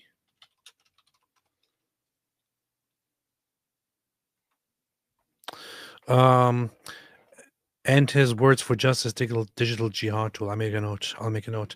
David Anderson, I stand with you guys. Keep up the good work. Thank you. Very, very much appreciated. Mosh, what's up, Mosh? I'm surprised that he didn't even mention one word on Nigeria, Sudan, Yemen, Syria, and so on. It's actually scary that it's not even covered. Yep. Fox McCloud analysis: cost of war, the war-torn Muslim majority Balkan nation of 1.5 million people has witnessed a growing trend of Muslim converting to Catholicism. That's what I heard too. Sankey, since October 7, 20 countries recognize Palestine, mostly European ones. How did this continent become so pathetic? Well, they also let off the rapists of their own daughters. What do you expect? Mark H. David, according to the comments, you got baked. David, did you get baked? Did you smoke weed? Hey, you look like Mike Winger right now. He doesn't hear me. Doesn't he look exactly like Mike Winger? He looks exactly like Mike Winger. Take a screenshot of that. This is like the Mike Winger look. Mike Winger, I'm taking a screenshot of that right now. All right. Got it. When Al-Zud gets going, Momo gets furry pride. David Uncle, is it actually true that assassins worked for Iran? Yes, it is. Ida, AP, if we were fighting the Middle Eastern way or speaking their language, the war would be over in 1 week or maybe less. We still have the values and the way of love more than hate. That is true. That is true. But responding to strength or to power with power, that is the Middle Eastern way. Joel 3:2. Rick Newton, which of the Al-Zud was Momo's caliphate? And unfortunately, it takes a lot of lives of our brave soldiers, said Ida. This is true, unfortunately. Iga, hey. What? That video was, in fact, super awesome. Nice.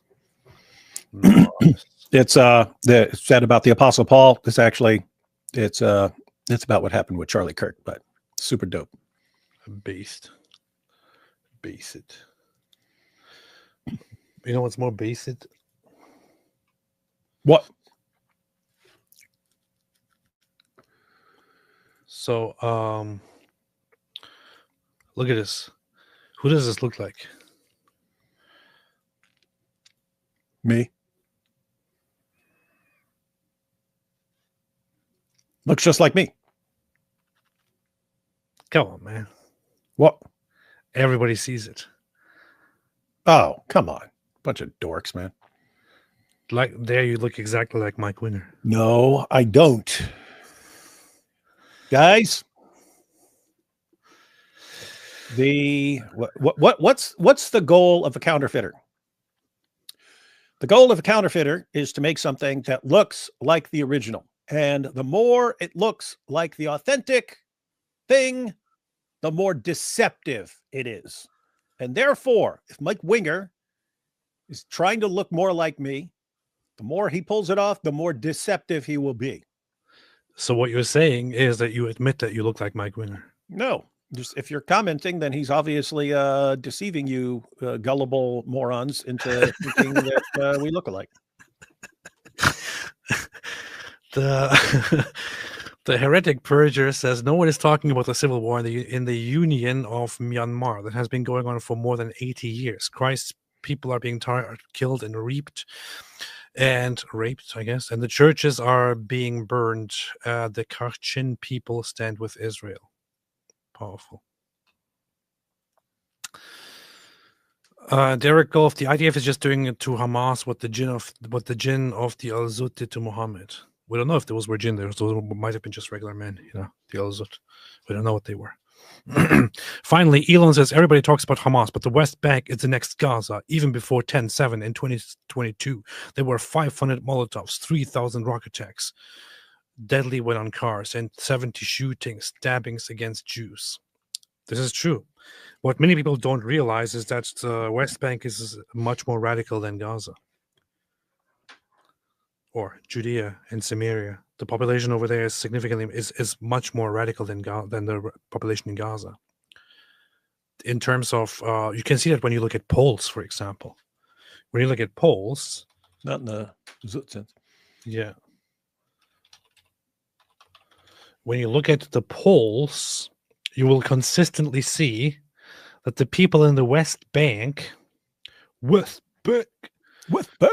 are much more radical and supportive of Hamas than the Gazans are. The Gazans. Trying to find something from the Gazans. Gazans. I can't find those polls right now, but whatever, you'll see that. I shared some of that stuff a while ago. Cult Wraith, somebody mentioned Leo Zagami a while back. As much as he's into conspiracy stuff, he's pretty pro-Israel. He did talk about the Sabbatean Frankists, but doesn't consider them Jewish. Well, they were a cult, so, you have cults in every community. Anyway, let's continue. Canada, Austria, or rather Australia, Britain, France, the Netherlands, and elsewhere. What's he counting? And I want to tell you something else. These anti-Semitic lies, they have consequences. In recent months, Jews have been assaulted in Canada, Austria, or rather Australia, Britain, France, the Netherlands, and elsewhere. Here in America, an elderly... He did say Netherlands, didn't he? Or rather Australia, Britain, France, the Netherlands, and elsewhere. Nether nerds. Nether nerds. These nether nerds. The nether nerds. The lower nerds. It is funny that Netherlands would sounds like something bad. Yeah. The nether nerds. Yeah. When Al-Zut showed up, they said, Muhammad, we want to invade your Netherlands.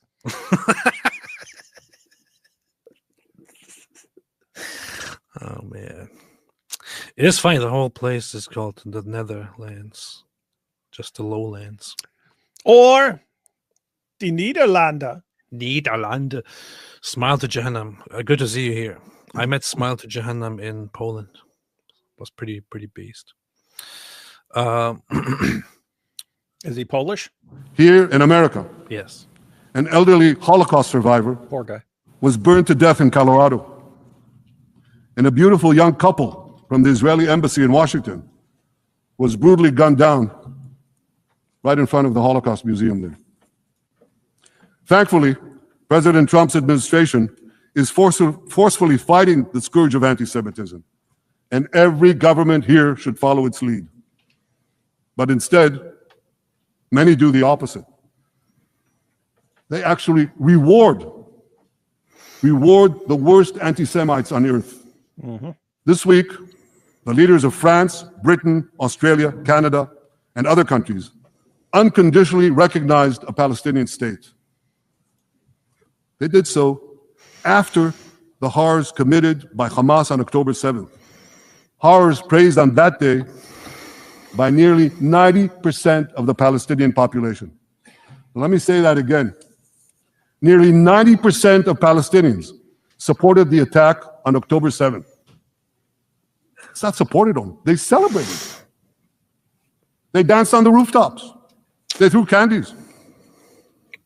That's both in Gaza and in Judea, Samaria, the West Bank, as you call it. And it's just the way they celebrated another horror, 9/11. They danced on the rooftops. Yes. Look up the dancing Palestinians on 9/11. Look up the dancing Palestinians on 9/11. Dancing Palestinians. The dancing Palestinians. I think you mean dancing Jews. Atmosphere. The V. I think we should make that a thing. We should make that a slogan. Look up or Google the dancing Palestinians. Start saying Palestinians. Google the dancing Palestinians. Google the dancing Palestinians on 9/11. Sign for victory being displayed in East Jerusalem today among jubilant Palestinians that the United States had been subject to this attack. What are we to make of that, Jennifer? Are we to, Yasser Arafat may issue this condemnation. Look at this. We're seeing people applauding, clapping, smiling, happy to know that thousands of Americans have died in this sneak attack. And there you see a V for victory sign held up to the camera. What are we to make of that? And what are we to make of what about what Yasser Arafat said today? I find it so funny how Western news is like. What are we to make of that? How can we explain this? What exactly? How can we explain that they are celebrating, the killing of our people? What exactly do we make of that? This is not how the media would sound in non-Western countries in response to this. And we have to wonder, why are so many Palestinians celebrating what Israel did, according to Candace Owens? Yeah. Yep.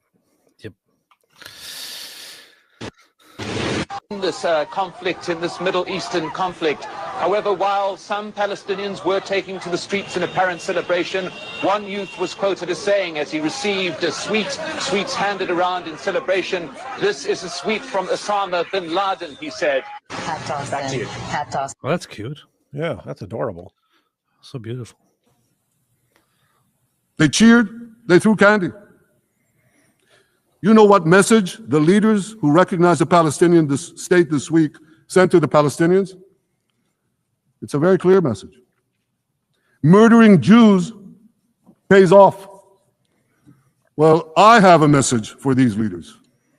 When the most savage terrorists on earth are effusively praising your decision, you didn't do something right. You did something wrong, horribly wrong. Your disgraceful decision will encourage terrorism against Jews and against innocent people everywhere. It will be a mark of shame on all of you.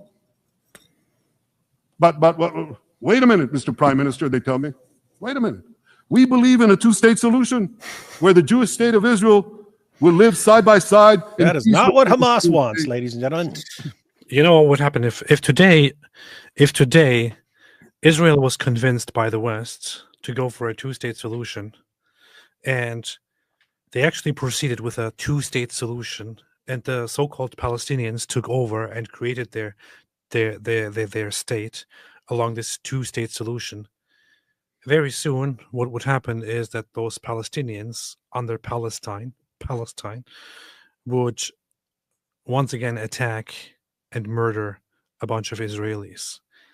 As a result of which, Israel would then say, okay, we're done with this stupid solution. We are going in again. As a result of which, the Western media would say, or the Western nations would say, no, no, no. What we really need is a two-state solution. To hell with your two-state solution. Hey, I have to point out, it is There's only one problem with that. It is a serious problem that lots of the people like on college campuses and stuff who are screaming free Palestine, they think they're screaming for like a free Gaza and like a second, like a two-state solution. That's not what the free Palestine slogan means. That from the river to the sea, Palestine will be. They're talking about wiping Israel off the map. That's the goal. And you have all these people thinking they're cheering for something else, and they have no freaking clue what they're cheering for.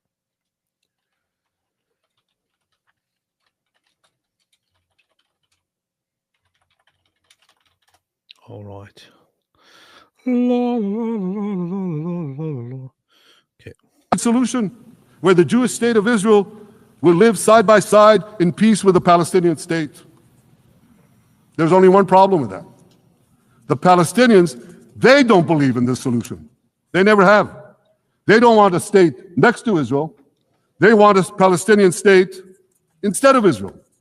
And that's why every time they were offered a Palestinian state, but were required to end the conflict with Israel and recognize the Jewish state, every time, over the decades, they turned it down. And that is why every time they were given territory, they used it to attack us. In fact, they effectively had a Palestinian state in Gaza. So what did they do with that state?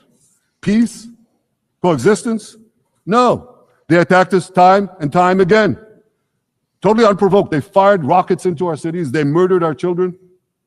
They turned Gaza into a terror base from which they committed the October 7th massacre. So here's the uncomfortable truth. The I want to share, it's kind of funny they show the empty chairs of the so-called state of Palestine. Here are some facts. This is according to Hamas's later new charter, which has never replaced their original charter, but which is used as a propaganda tool. Hamas believes that no part of the land of Palestine shall be compromised or conceded, irrespective of the causes, the circumstances, and the pressures, and no matter how long the occupation lasts. Hamas rejects any alternative to the full and complete liberation of Palestine from the river to the sea. However, without compromising its rejection of the Zionist entity and without relinquishing any Palestinian rights, Hamas considers the establishment of a fully sovereign and independent Palestinian state with Jerusalem as its capital along the lines of the 4th of June 1967. Look how ridiculous this is. What Hamas is actually saying here is we will never, ever, under any circumstances, give up our goal to take all of this land. However, we can temporarily accept the two-state solution. We'll accept this stepping stone to what we really want. If you were Israel, would you be like, okay, yeah, you know, at least they want a temporary two-state solution? Or would you think, no? If you would give the first answer, you're probably an idiot. The second thing that I want to share is the following, which is a poll. So this is a poll which shows the following. Like Smiles to Jenim? Yes. It says, if the Palestinian, so this is a survey for Palestinians. It says, if the Palestinian leadership is able to negotiate a two-state solution with Israel, do you think that this should be the end of the conflict or that resistance should continue until all of historic Palestine is liberated?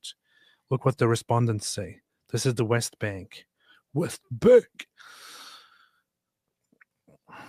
Or you can see here that the majority usually say resistance should continue until all of historic Palestine is liberated. So even if you have a two-state solution at some point, the majority of the people there think that they should still continue until they have all of the land and Israel no longer exists. Why would anybody in their right mind want to make peace with these guys? And here's actually an example of what I said earlier. Gazans are a little bit less likely to say we should take all of the land, but still they are also on the, of the same opinion. So the people in the West Bank, so this here is Gaza, this here is West Bank. The people in the West Bank are generally more radical than the people in Gaza.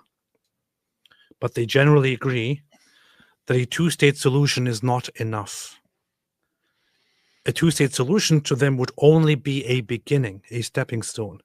The ideal ultimate goal is to take all of Israel and annihilate Israel and make it all their own, which is never going to happen, which is why I support Israel completely in what they're doing. إسرائيل دولة لا مقام لها على أرضنا.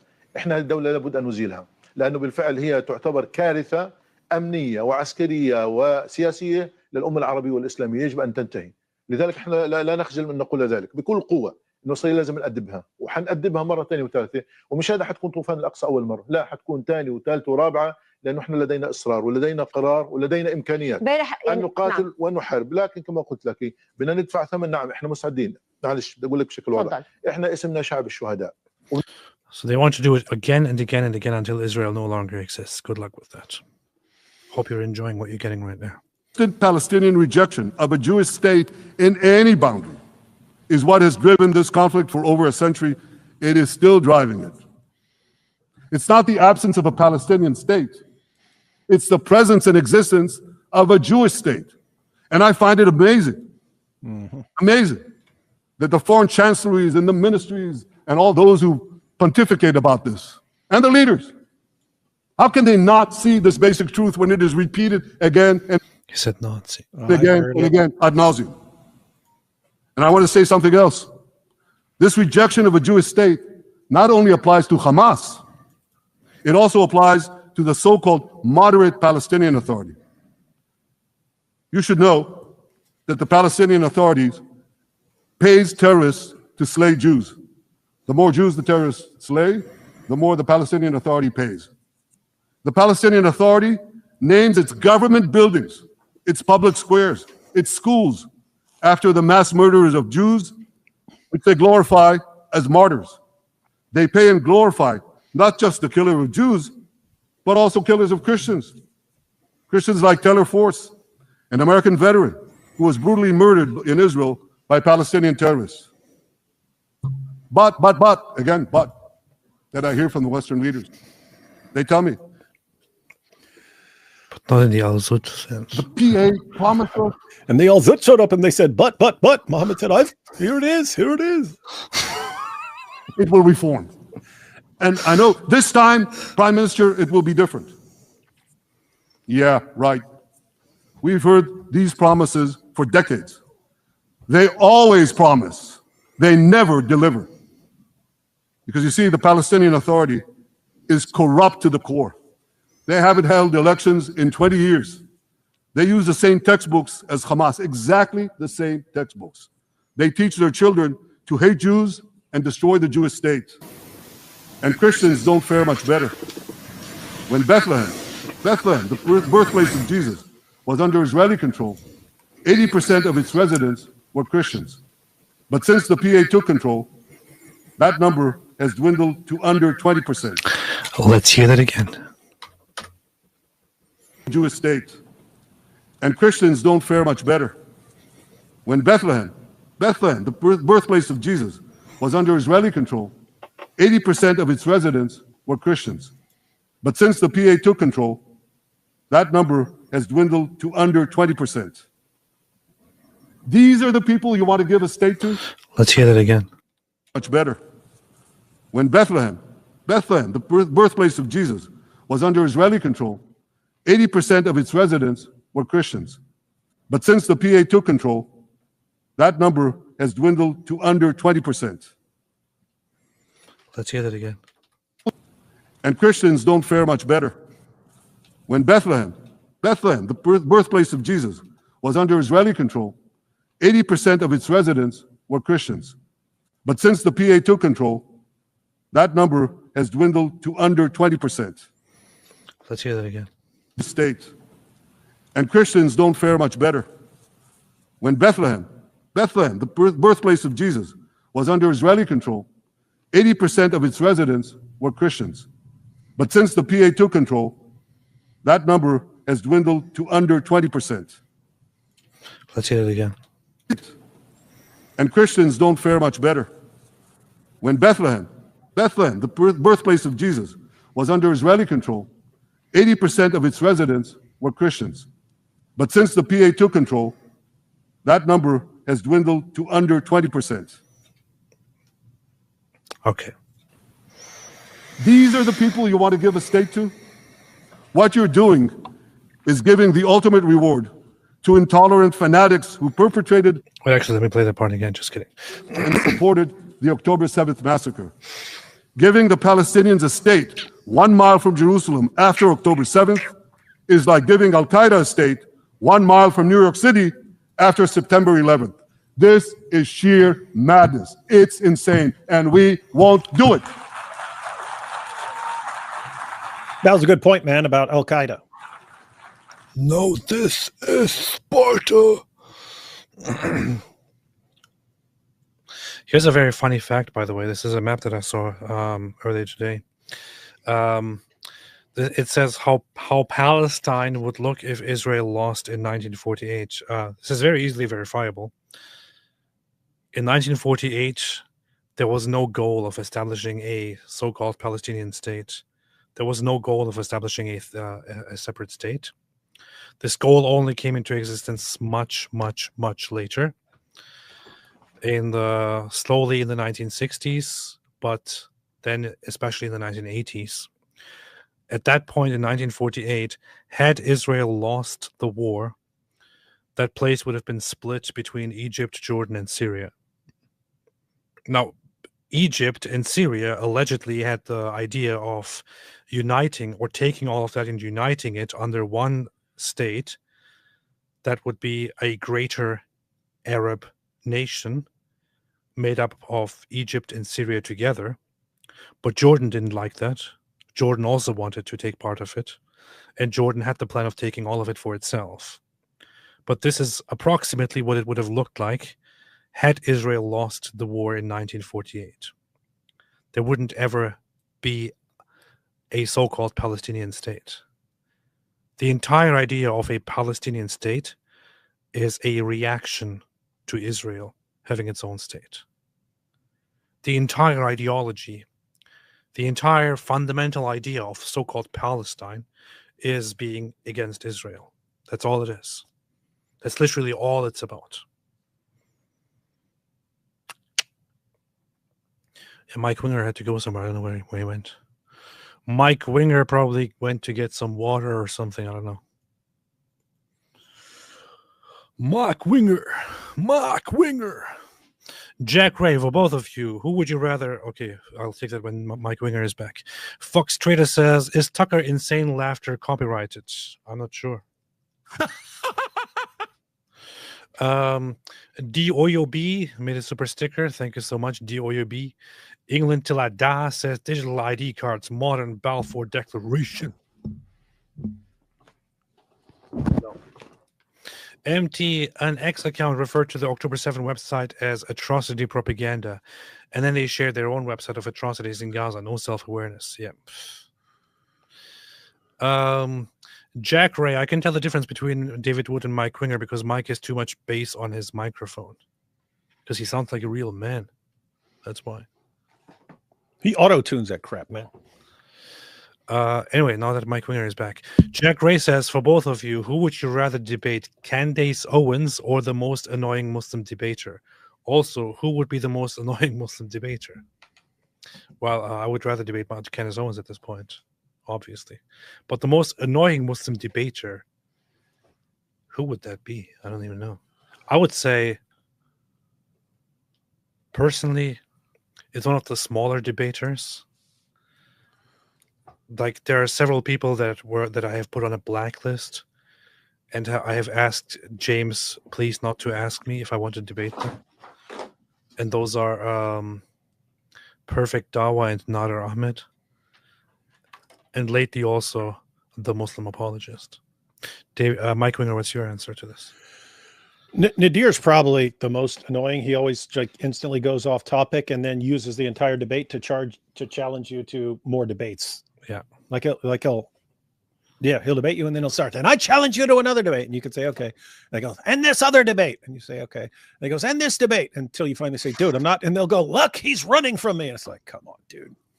And this shows that all his points are moot and he has lost the debate already, because he has just admitted that he doesn't want to have any more debates because he knows that he will lose those debates as well. And we have demonstrated today that this is why Islam is the best explanation to the world's problems, and so on. Black Milky, peak Syrian refugee crisis. There was a pic of that boy in the red jacket who drowned. The world poured its heart out and lost it.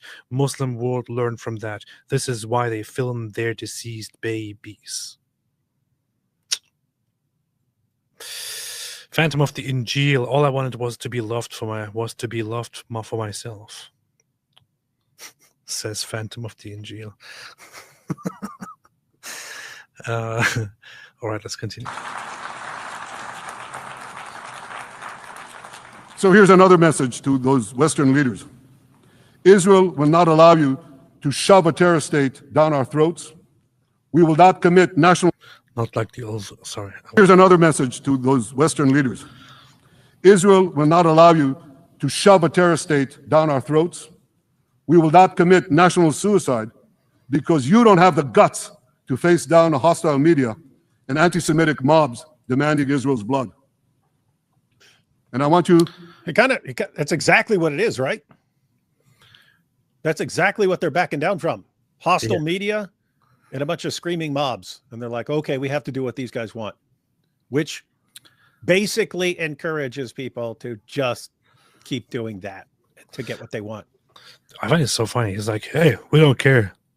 We don't care what you want from us. We are not doing it. To grasp something else, which is also distorted in the media. I say this not only in my name or the name of my government, but on behalf of all the people of Israel. Last year, there was a vote in the Knesset, our parliament, whether or not to oppose the imposition of a Palestinian state. You want to guess what the results were? Out of 120 members of our parliament, 99 voted against and only 9 supported. That's over 90%. It's not a fringe group. It's not the prime minister who himself is extreme or he's held hostage by extreme parties to his right. It's over 90% of Israelis. My opposition to a Palestinian state is not simply my policies or my government's policy. It's the policy of the state and people of the state of Israel.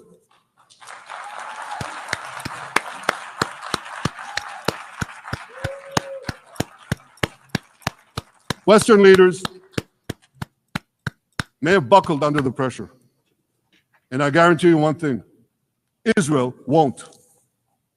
Israel's victories over the Iranian... Thank you, I know you won't too, that's good. Israel's victories over the Iranian terror axis have opened up possibilities for peace that were unthinkable 2 years ago. Take Syria. For decades, the very idea of peace between Israel and Syria seemed unimaginable. Well, no more. Today, we have begun serious negotiations with the new Syrian government. I believe an agreement can be reached that respects Syria's sovereignty and protects both Israeli security and the security of the minorities in the region, including the Druze minority. From the founding of Israel, Jews and Druze have been brothers in arms. Jews and Jews. We have fought together. We've bled together. That should be a song. Jews and Jews. Jews and Jews. Jews and Jews. Jews and Jews. Jews and Jews. Jews and Jews. Jews and Jews. Jews and Jews. Jews and Jews. we built our lives together. When I was a young commander in Israel's Special Forces, my own life was saved by the invaluable advice.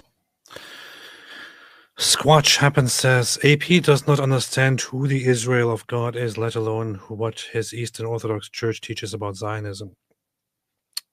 Squatch Happens, I give you one chance. Yeah, I've never heard you say one thing about any of this.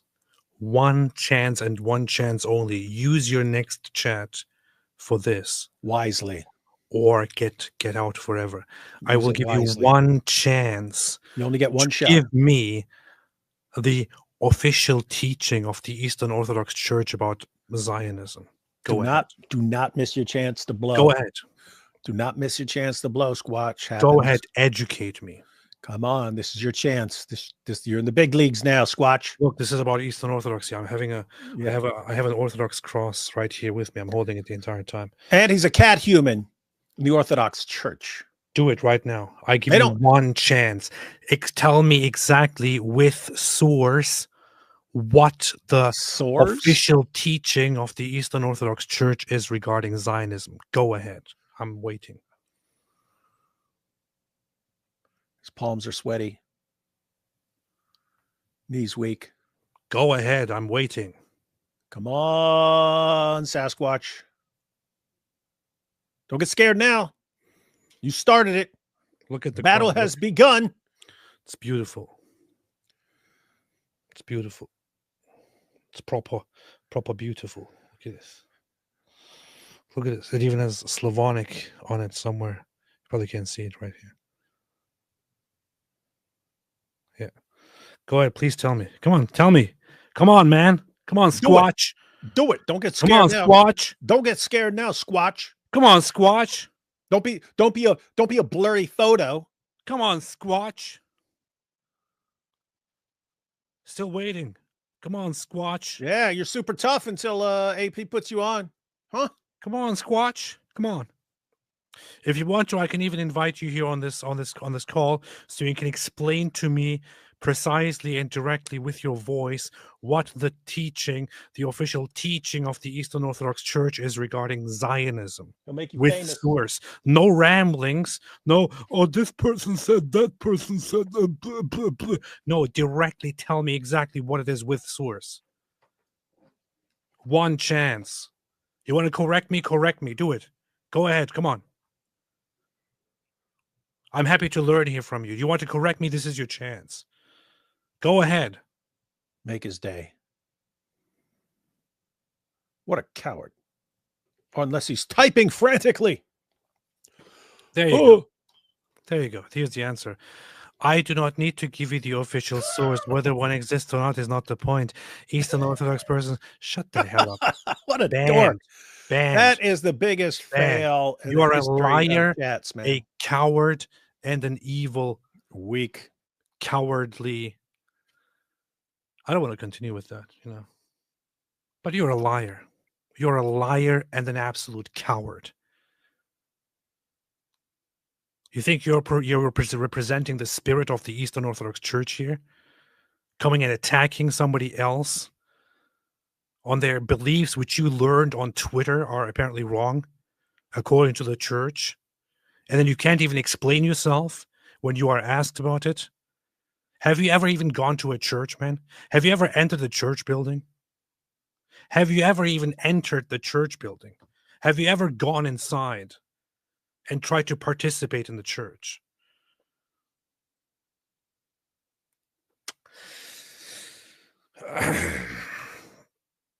But yeah, I'm going to respond to you since you are apparently too stupid to give me the answer. There is no Eastern Orthodox position on Zionism. The Eastern Orthodox Church has no teaching about Zionism. It simply does not exist, which is why nobody following the Eastern Orthodox Church is obligated to take one or the other position regarding Zionism. And by Zionism, you have to be very clear what you're talking about. Because people like you, who have no idea what they're talking about, I mean, I can't blame you. You probably don't even know what you're talking about. You probably don't even know what you're talking about because you hear stuff online from these dummies. You probably think, oh, Zionism must be what they get from the Schofield Bible. It's about Christian Zionism, about bringing about the end times within the temple. Schofield wasn't even Orthodox. Zionism is a political idea that is basically nationalism for the purpose of creating or rebuilding the state of Israel and protecting it from then on. The Eastern Orthodox Church has completely zero teachings about that. Absolutely zero teachings about that, which is why there are Eastern Orthodox churches and Eastern Orthodox priests that themselves are also Zionists. Not Christian Zionists, but Zionists. So please, instead of being an idiot online, go to church for the first time in your life and focus on learning something. Don't be an idiot. Did you explain why you're so ignorant of what your church teaches about Zionism? Yes. Okay. All right. But I read from this one account online that Zionism is of the devil. Well, I was over on the page of the online Orthobros, and they said this.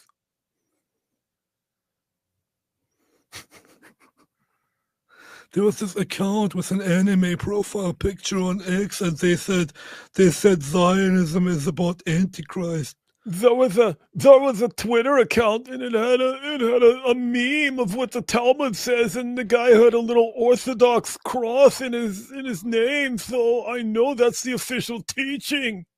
I know that they're Orthodox because why else would they have Orthodox cross on their profile picture? And I know if anyone has an Orthodox cross, they are the official spokesman of the Orthodox Church on Twitter. Yeah, because the ecumenical councils actually said, follow whatever somebody says on Twitter. I love our work, man.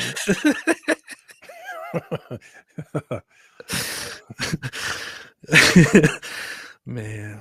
Advice given to me by a great friend, Salim Shufi, a heroic Druze IDF veteran.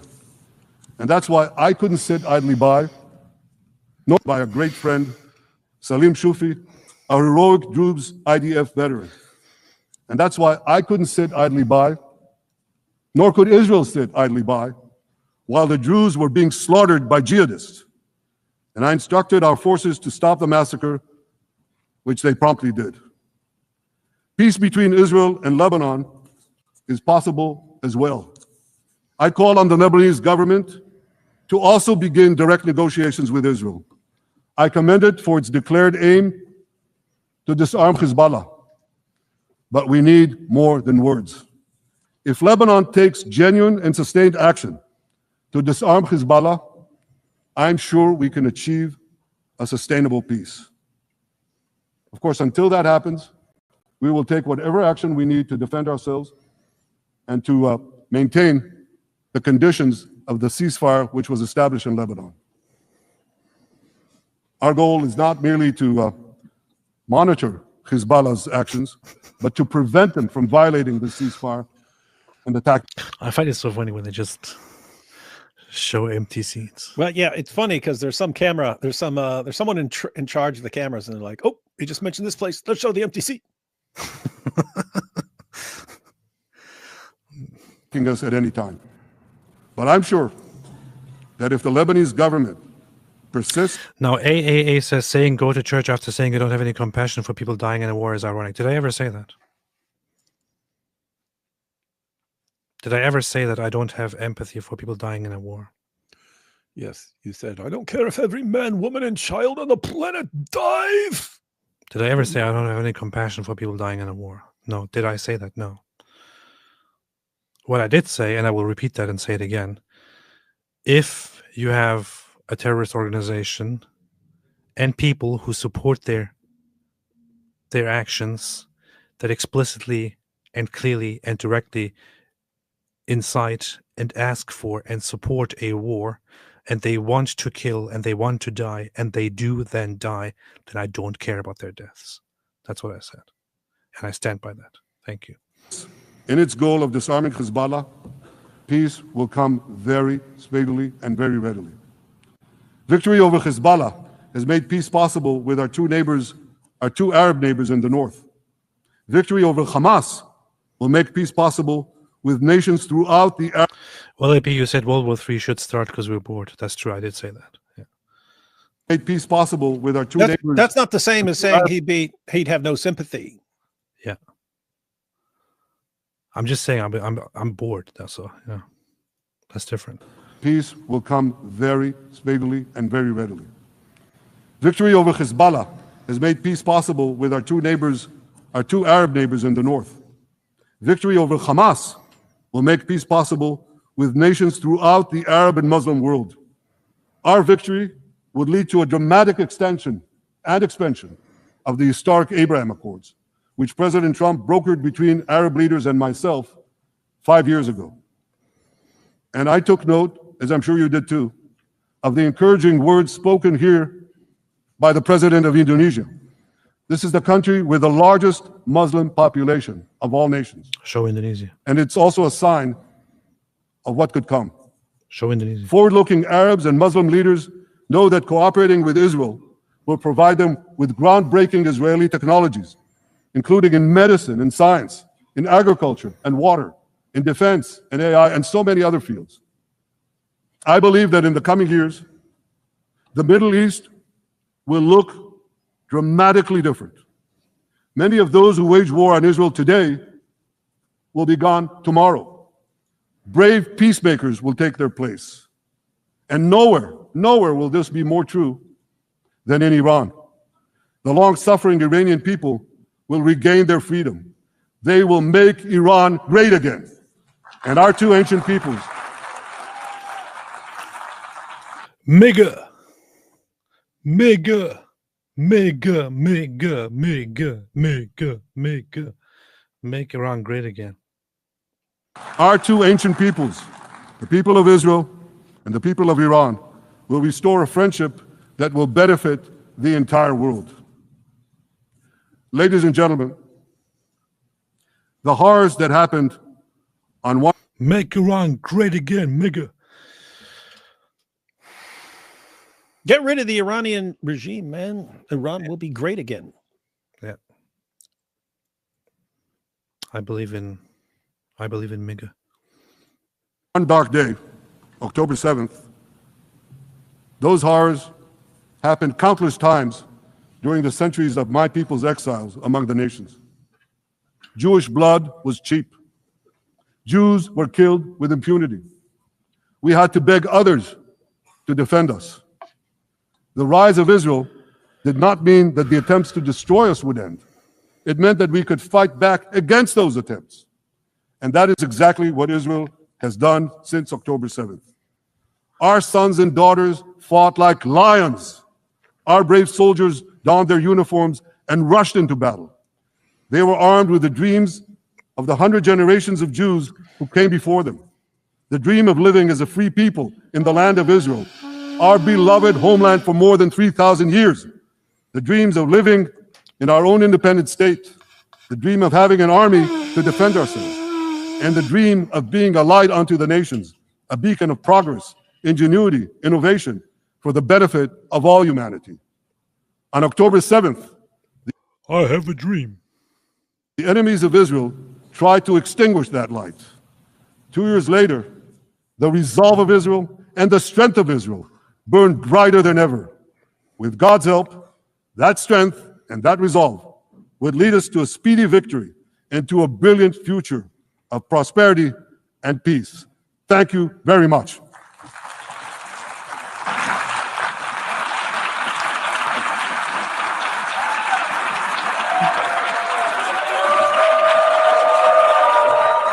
On behalf of the Assembly, I wish to thank the Prime Minister of the State of Israel,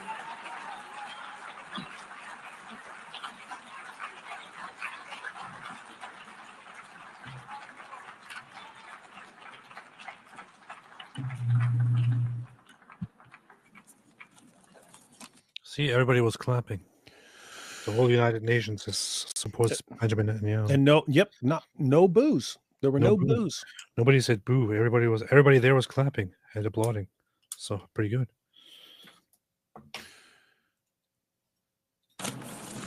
Hey yo. Hey yo. What? I should help out Nuria real quick. Why? Check out the post, man. Check out my post, man. I just quote tweeted it. What?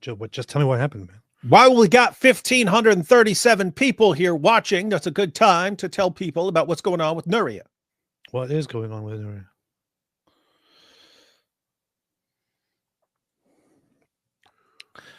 Help Nuria ex-Muslim if you can. Yeah, click on her thing. I knew speaking out would cost me. I didn't realize. Go to the other one that's earlier. But I will not stop. I will build a new and from a place of safety. The love and support of so many of you have shown already has meant the absolute world to me. Thank you. If you'd like me to rebuild, here is how. I have now lost everybody once I loved in my life, was speaking against my former faith, believing Israel should defend itself against Hamas, and defending Tommy Robinson for not being a racist, all gone. Check out the comments.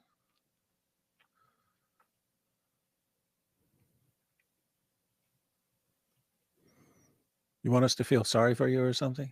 What a loser you are. Yeah. Anyway, that's Nuria, guys. We've she's cool. She's been on shows with us before, and no, she's lost everyone. I actually recorded something with her when I was in London. And you haven't posted it? It's currently being edited. Dude, that would be perfect. If you edit it and then you just toss a link at the end, say, hey, if you want to help out Nuria, there's a good time. That would be cool. That would be very based. And she's not even asking like for long time support or anything. She's just like she needs a couple things and needs to get set up again on her own in a safe place. I like her, so I would completely support people supporting her and all that. Yep, she's super smart. Blasts away at jihadis and stuff like that. So jihadis.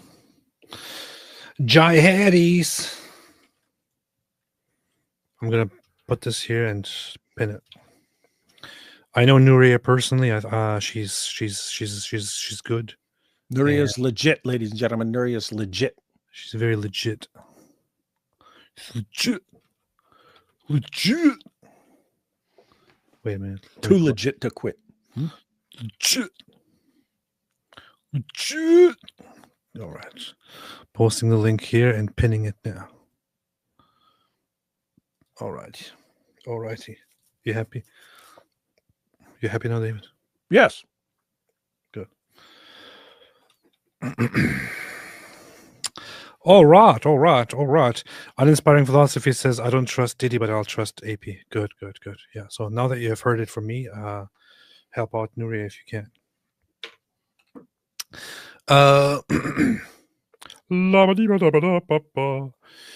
Susan Lee says it doesn't really matter what countries recognize a Palestinian state. In the end, Israel will decide if there is a Palestinian state. Absolutely. So, David, what do you think about the whole speech, man?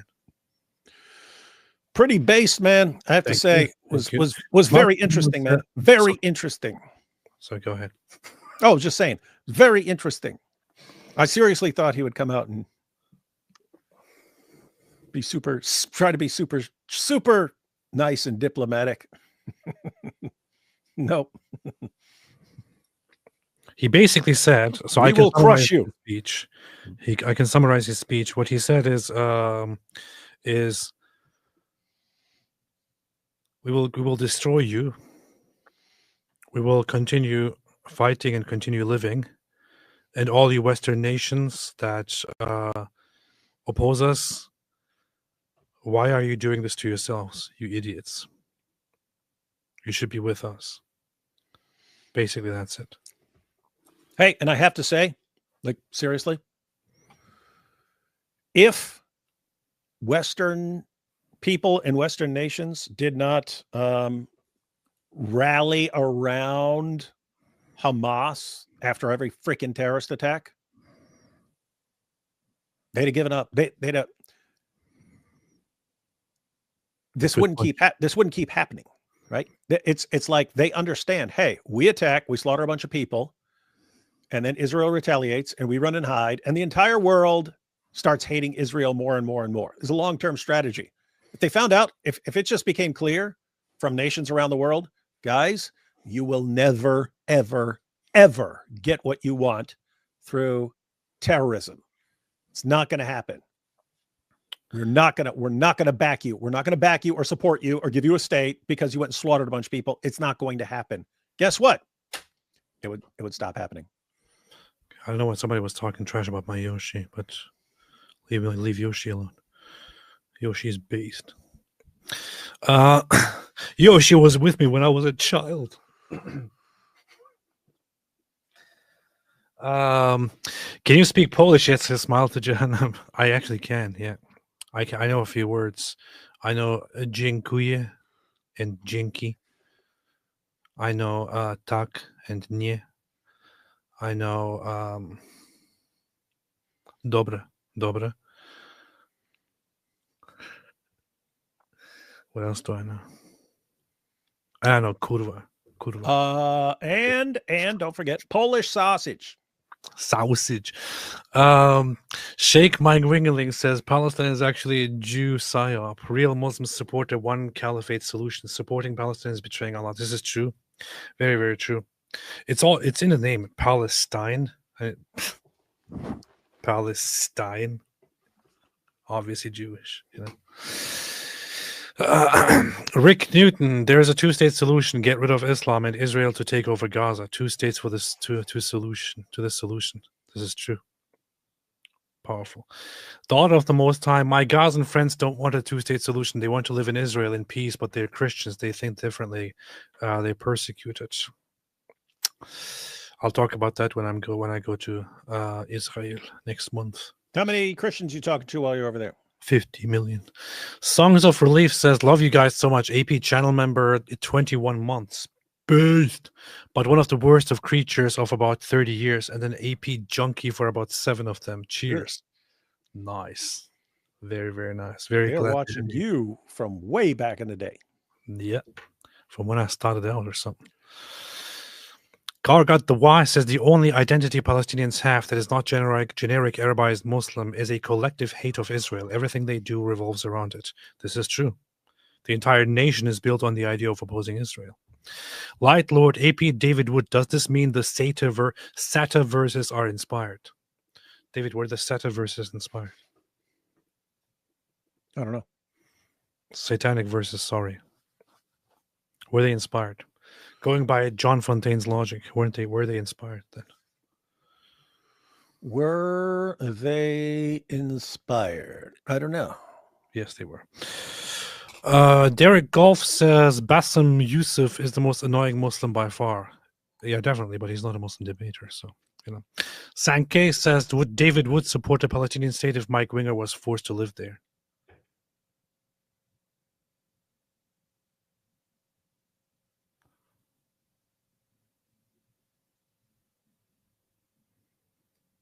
Yes.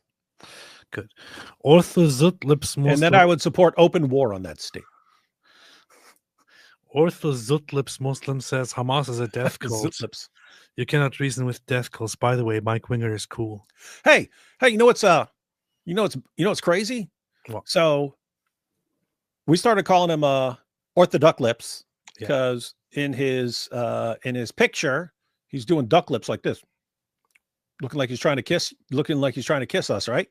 So, and then he started running his mouth. Everyone's scared of me. We're like, hey, what's up with you? Why are you doing duck lips, man? And then everyone started calling him Orthoduck Lips, right? But I saw a clip of him, and he doesn't actually, like, I was thinking like maybe his lips just look like that, and they don't. So he was actually doing duck lips for that picture, man. His lips don't like I was thinking, hey, are we actually just, is everyone making fun of him because the way his lips look? And then I looked, his lips don't look like that. The dude was seriously doing duck lips for a picture. A dude. I've never seen a dude do that, man.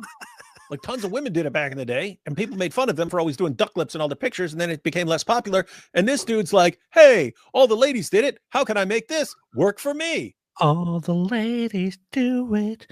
Trevor Crawford says David with an AP number 6:24:26. David, what does it say? You know, all the verses by memory, right? Nope. The Lord bless you and keep you. The Lord yeah, make definitely. his face shine on you and be gracious to you. The Lord turn his face toward you and give you peace. Alhamdulillah. Thank you, Trevor. Appreciate that. Appreciate that very, very much. Appreciate that very, very much. Ortho Zutlip says, David Wood, if you were in a burning building and you could rescue only one, you either have to rescue AP's Yoshi or Mike Winger. Who would you choose? The Yoshi, obviously. There you have it. It's like, how's that even a question? There you go. But which one is it? The red Yoshi, this one, or the any of them? Don't care. It'd be difficult to see because it's like burning. Don't care. Okay. Any of them. All right. Anything else, David? That's it. All right. Thanks, everybody. And bye-bye. Thanks, everybody, for watching. I'll be live tomorrow. Tomorrow, Cameron said that he's celebrating something like 1,000 years being sober or something like that. And what? He asked me if I want to join his channel to celebrate together with him. And I said 1,000 years sober. It doesn't sound very interesting, but yeah, I'll join. And it's then I didn't realize later on he said it's at the same time that we go live. So not sure. Not sure what we're doing. But anyway, we'll see. Hang on. What is this? Hang on.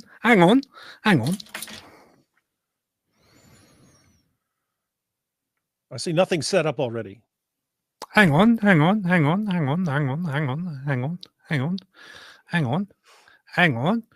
Ash May says, AP, watch my live tomorrow. I will watch your entire live tomorrow. All right, thanks, guys. Thanks always for joining. Elam says, are you too Jewish? It depends. I'm 2.7% Jewish, 100% dope. Thanks everybody for watching. And I literally have a cross here. David, do you have a cross too? Yep. Maybe we're messianic. They don't wear crosses. I'm 2.7% Messianic Jew. Don't tell us what. Don't tell me what I'm allowed to do. You can't wear a cross. I'll wear a cross if I want. Powerful. All right. Thanks everybody for watching, and as always, hear the call and heed the call, which means stay away from Islam. Stay away from Islam. There you go.